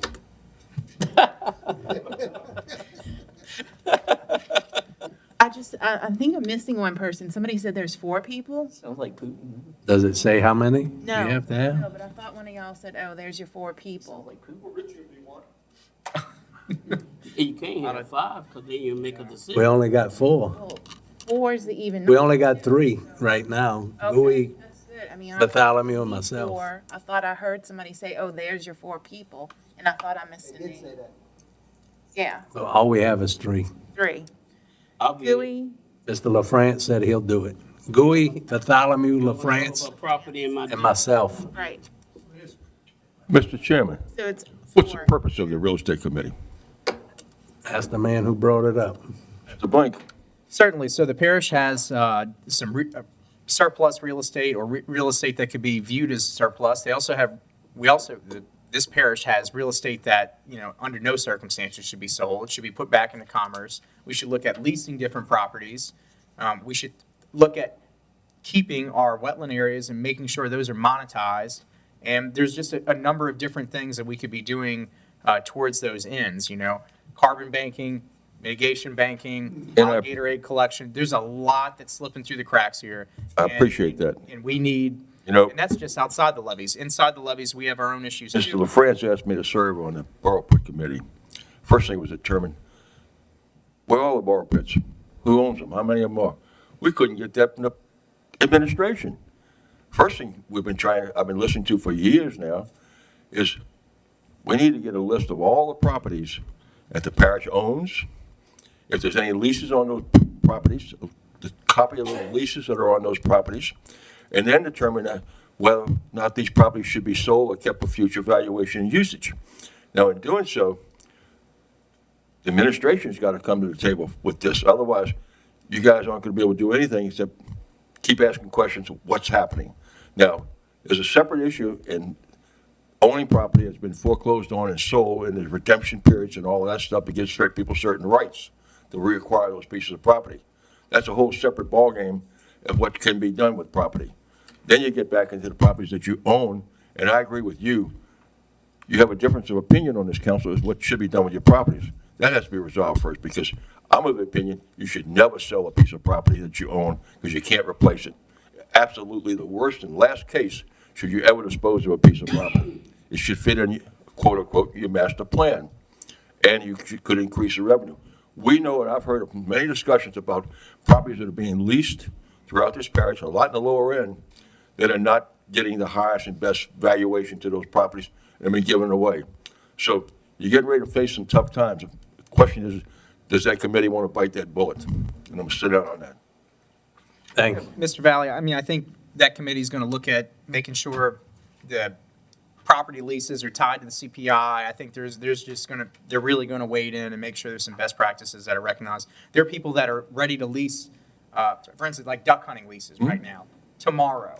It'd be a revenue stream that could be dedicated to coastal restoration and such, you know, and sometimes Cameron, 4 different claims. Cameron charges $5,000 for one blind. I know, I know. Who's that? Cameron. Yield. You know, equally, you hired a guy or have him about your doing stuff with your real estate. The question is are we trying to lease our properties? What's the highest and best use and determination of where we are with these things? Benny, you and I have talked about this for a long time.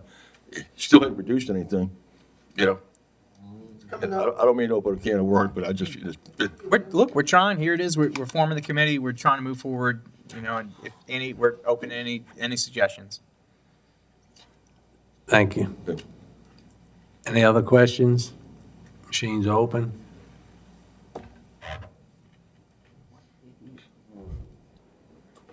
Mr. Batop? It passes 6-0, and Mr. Blink brings it up, and he ain't even on it. Trying to make forward progress here. The power of delegation. Next. Agenda item 10, approval of the minutes from the March 10th, 2022 regular meeting. So offered. Mr. LaFrance offers, I'll second. Any questions? Machines open. Councilmember Blank. It passes 6-0. On item 11B, all I got to say is Saturday at Jesuit Bend, the Croatian American Society's having a festival. Everyone's invited, 11 to 8. Hope to see y'all there. Croatian American Festival.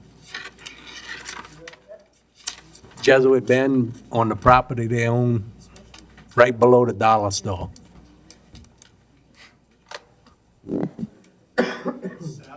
Saturday, 11 to 8. 11C, District 8 update, Councilmember Blank. 1, Highway 11 repairs. 2, shipyard drainage. 3, discussion of the inability of solid waste to handle debris on parish right-of-ways. Okay, Highway 11 repairs. What's going on right now down in Bureau Sunrise Empire area? There's striping going on a road that resembles a moonscape.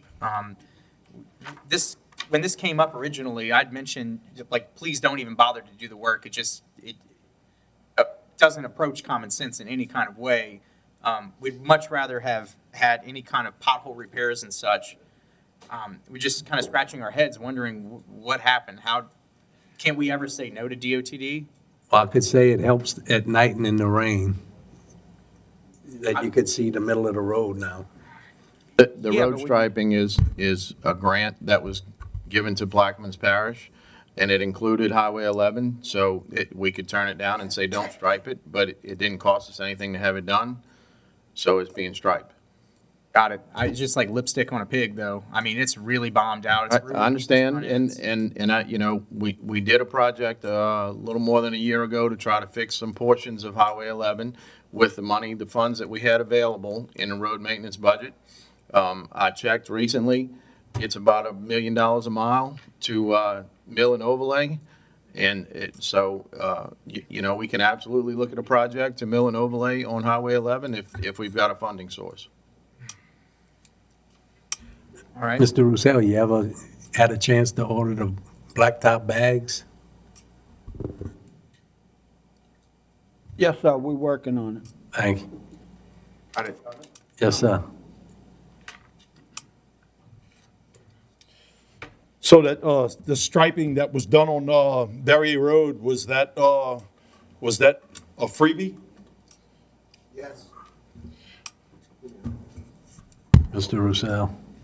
Yes, after the call that you gave me, I called Mr. Dugas, and he explained to me that it was a grant, and he told me that they were going to try to come back and double line it all the way. Okay, because it does need to be double lined. Right now, Well, I'm waiting for it to happen. He told me he was going to see about getting it done. right now it's a speedway. Thank you. Thank you. Mr. Blink, you finished? The shipyard drainage, there's been salt water spraying out of an electric motor or out of onto an electric motor over there. And I was just wondering, are there going to be repairs to prevent us from having to spend money on additional equipment in that area? Yes, those pumps have been repaired. I talked to Tony, day before yesterday. He assured me that he fixed the 6-inch PVC piping and it was repaired and the electric motor was repaired and that pump is operational. Got it. So that just happened in the last few weeks? Sir? That's just happened in the last few weeks, correct? No, it was done a couple weeks ago. I seen it working yesterday. I didn't wasn't see spraying it. salt water? I just seen the pump working. I didn't see the spray or Okay, nothing. all right. Some repairs must have happened since this. The electric pump item has should have on been the agenda. working. It's automatic. The 6-inch pump is if something happens to the electric pump. Oh, I'm very familiar with the system. I have to go pull trash out from in front of it sometimes, as do residents and shipyard users and such. But what I'm getting at, though, is the plastic piping was leaking, and it was spraying salt water on what looks like a very expensive electric motor, something like a 100 horsepower electric motor. Just looking to prevent any sort of damage and prevent spending money in the future. Now, maybe some repairs have been made in the last few weeks. That's okay. I have in the past asked for the plastic pipe, which leaks like a shrimp basket, to be replaced with a steel pipe. I feel like we could do, that's a pretty straightforward job that we could do in-house with the welder. You know, there's heavy truck traffic that goes over that plastic pipe. There's, I don't think they even put it together with glue. We're just looking for like a semi-permanent solution to that problem, because when there's no electricity, we rely on that small diesel pump to pump out the shipyard. And it's flooded a number of times, more so than I can remember just in the last couple of years. It's just something that really needs some attention as the area continues to sink. We'll work on it. Got it. And the third thing is solid waste. They're not able to keep up with the amount of debris that's been put out. You know, there's been a lot of money spent or money requested. It's like $17 million to do all this debris removal, but there's still a whole lot of debris that's out there on the ground. Where's the delta at? Where's the difference here, and what's happening? We 17 people short in solid waste. I mean, there's trash that's out for months and months and months, and is there a priority that, you know, maybe we should go gather trash that's been out for a while before it starts blowing all over the place, and maybe the new piles don't get picked up?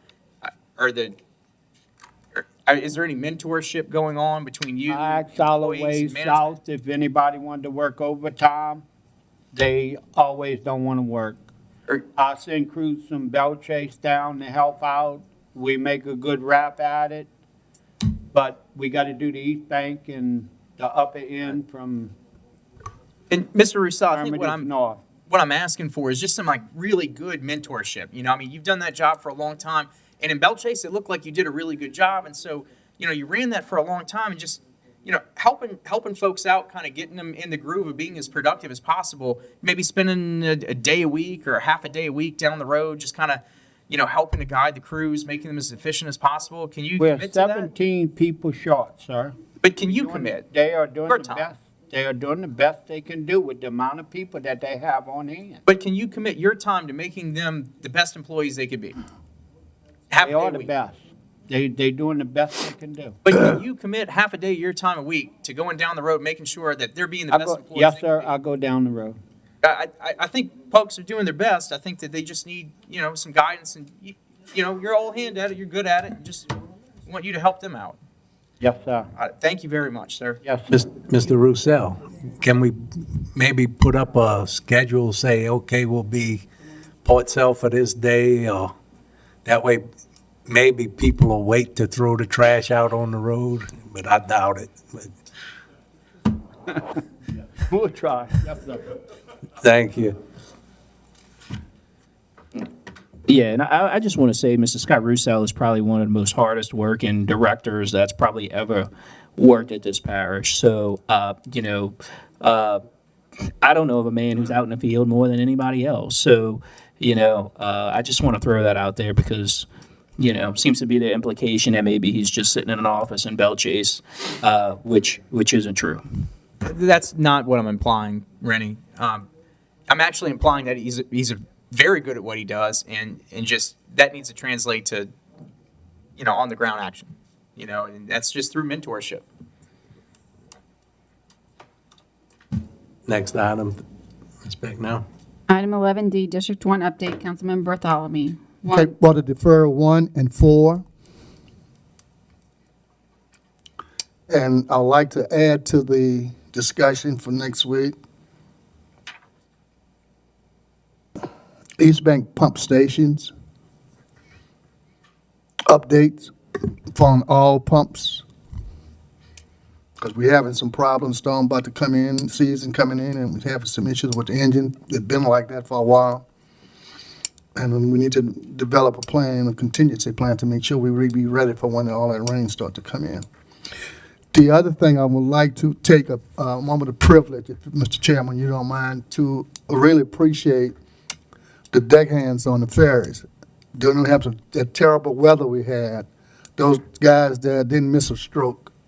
I mean, it was pouring down rain, seriously, trenches, and they were out there doing their job.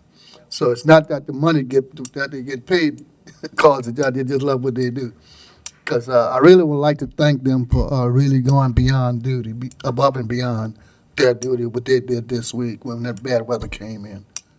Because I don't know how they withstand it, but they really did. So I'd like to thank them very much. And who the direct, well, that's the port. I guess I got to tell the port that. I'm sorry, I should have told that to the port. I'll get that to Todd. I gave it to the port. But anyway, that's things I observed and all that. And the other concern I'm going to have, we're about to come into grass cutting season. And the problem was taking care of the park, or the parks, I should say. And there's nowhere in the world they're going to keep up the park once that grass started growing. They're going to have to maintain those levees. So I hope we develop a plan to keep the parks up. That's all. Thank you. Thank you. Next item, please. Item 11E, District 7 update, Councilmember LaFrance. 1, update on the levee project from Point Celeste to West Point Lahash. 2, discussion on notice of determination sent to communities of Ironton through West Point Lahash.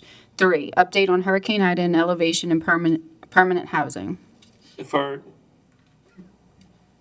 I mean, we can't get Corps of Engineers to come to the council meeting. Item 11F, District 5 update, Councilmember Roussel. 1, status of upgrades to the Belle Chase water plant and intake. 2, status and update of pump stations prior to hurricane season.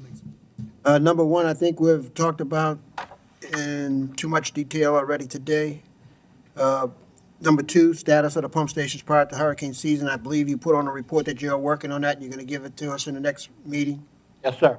So I'll defer that item.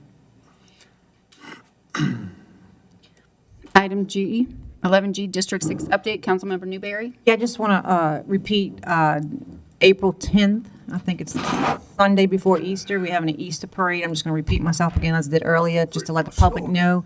Please bring your families out to the Jesuit Bend area. The parade starts on Highway 11 and ends at the park. There will be an Easter egg hunt, so bring your children and your baskets, and there will be an Easter bunny. Oh, How old? I guess as, and you can walk, and whatever. You can be born yesterday. Item 11H, status of Ladder and Bloom contract and the marketing of parish property, Councilmember Roussel. yes, Ladder and Bloom contract. You know, I saw Mr. Richard at the GNO Inc. luncheon, annual luncheon the other day, and he made a couple of comments to me, and I just couldn't hold back and told him that I thought the last year has been a whole waste of time. Since we hired him, I hadn't seen any progress, hadn't seen anything come before us. And, you know, for us to sit here, and I don't know how long he's been engaged, but it's, I think, well over a year.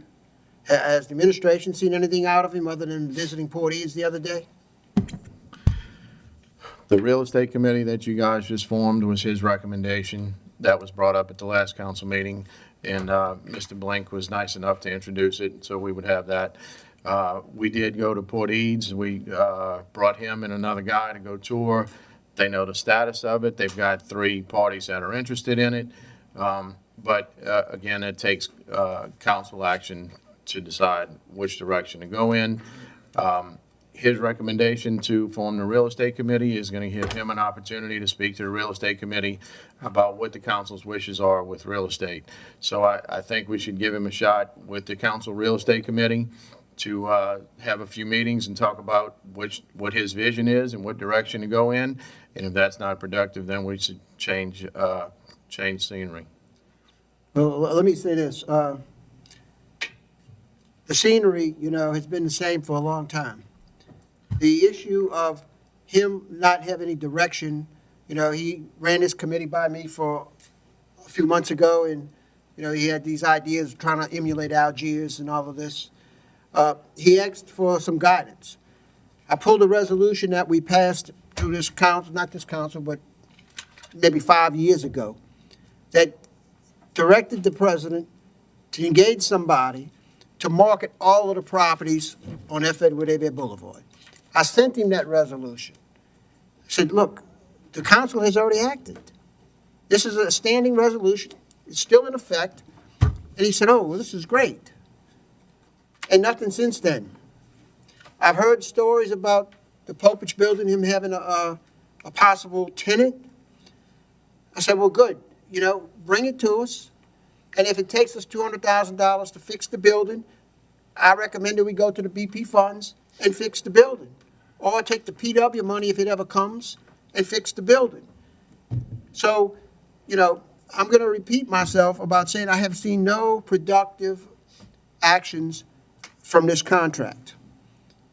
And, I've heard the story about Port Eads and having 2 or 3 people interested in it for quite a long time now. But I still have not seen anything from the effort. Okay. And I told this to him the other day and said it was a waste of time, Paul. And he, he shrugged me off, but that's the issue. It's a waste of time. I think we need to look at something else. I yield. Next item, please. Item 11I, discussion and update on ordinance number 19-92, adopted August 8th, 2019, authorizing the president to remove the Empire Shipyard sheet pile wall, and resolution number 19-158, adopted May 23rd, 2019, authorizing the president to institute a public notification system to notify the public of closures and openings of the floodgates in the parish. Councilmember Blank. Has there been any further action taken on the Empire sheet pile wall? A single phone call, anything? To the PO company was that was already issued to a company called American Safety this week. They should be getting started sometime next week to get it finished up. Got it. Okay, thank you very much. Yes, sir. What's the cost of that? $20,000. Did we appropriate that?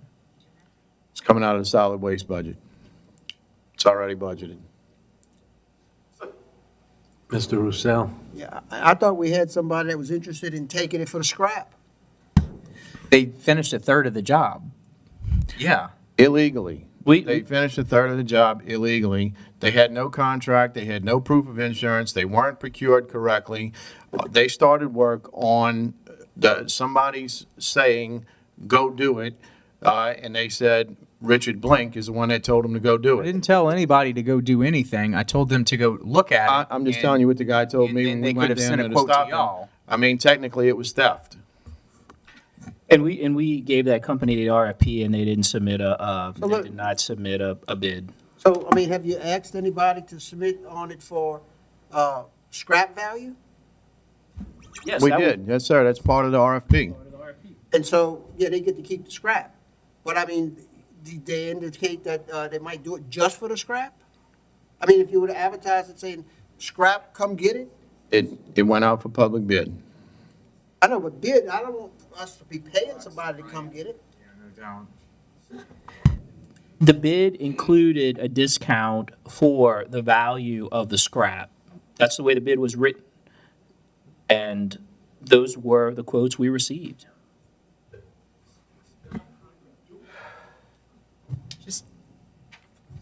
It's all so confusing that there's folks that are willing to do this type of work, and I don't know if the bid needs to be written in such a way where they can come and do the work, where the parish has no liability, where it's done a certain way. That's That's the way the bid was submitted. We knew the scrap had value. We placed a value on it. I think, would you say a third of the scrap was actually removed? So that devalued what was left. So part of the way the bid was written was to provide a value for the scrap that was going to be taken. So if there's somebody doing a job for you and they're a third of the way done, you stop them and then it's $20,000 and then y'all point the finger at me like it's theft? It's the law, Richie. I mean, Mr. Blink, it's the law. I can't just tell people to go do this, go, I wish I could, but I can't. I hear you, but you can't It's got to go out for bid. write this stuff where it's favorable for people that will come and We wrote it as that favorable don't as we have that could, kind Mr. of Blink. You overhead? think I wrote a bid? We think we wrote a bid to say, oh, charge the parish as much as possible? Like what? And we even submitted it to the contractor that you asked to go do the work, and they refused to bid. Yeah, why didn't y'all send this bid to us? Why didn't y'all send it out to the council so we could float it out to members of the community that might be willing to do the work, have the insurance, whatever else? It's just frustrating. I'm upset about it because I asked for it in 2019 and there was zero action on it. It was still there, and we wanted it down for that 100th anniversary of the church. And every time I see the thing on the news and I see that giant rusty steel wall that reminds me of Katrina in there, I'm like, I just wish there could have been some action in 2 years or 3 years' time before we got to this point where, you got people so frustrated. Just, hey, y'all come look at it. Come take a look, And I know it's funny, but just be glad it's not in your district, for you to look at every day and be reminded of Katrina. But anyway, Helmers isn't here. I would love to talk to him about this other part of this, which is the public notification system for the floodgates. Here it is. We got a guy, he's like head of IT or head of telecom and head of coastal, which the boat harbors are under, can't get the job done. Do y'all purposely do this stuff to hurt me, to hurt my political ambitions, or to hurt the people there through me or something? Like, why not just do the job? It's not that hard. You put a sensor on the floodgate, it knows it's closed, it's on the website. It's super straightforward. We could do it all in-house if these people can do what they say they can do. And I get nowhere. I don't even get answers to emails anymore. So that's why maybe I didn't ask about the water plant in email, But for this particular thing, I emailed it 50 times, probably 7 times, 8 times. Can't get anything out of anybody. And it's not for me. It's for the residents that are there so they could work longer. When the floodgates are closing, that they'll have something in their hand where they can know this is what the tide is doing, this is the status of the floodgate, so they could be the most productive workers that they can be. Can you do it for them? Can y'all muster that together to where we could have a workable? I'll speak with Mr. Helmers about it and find out where he is on it. Sandy. Thank you.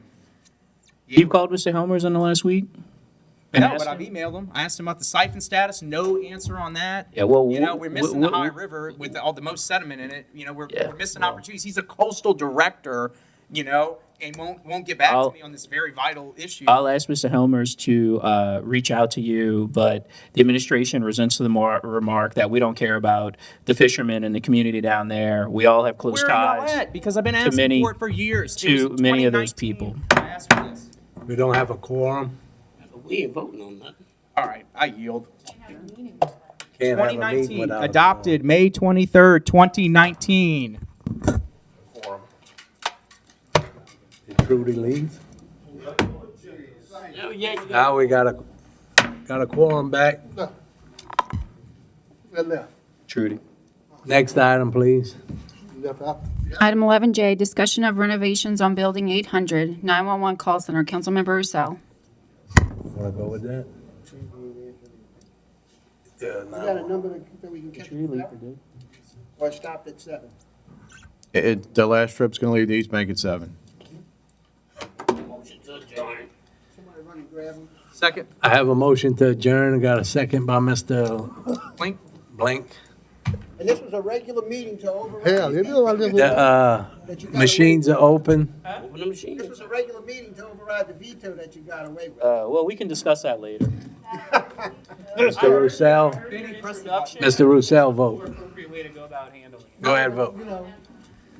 It passes 5-0. Meeting adjourned. And Mr. Gary and I agree that Meeting adjourned at 6:55 PM.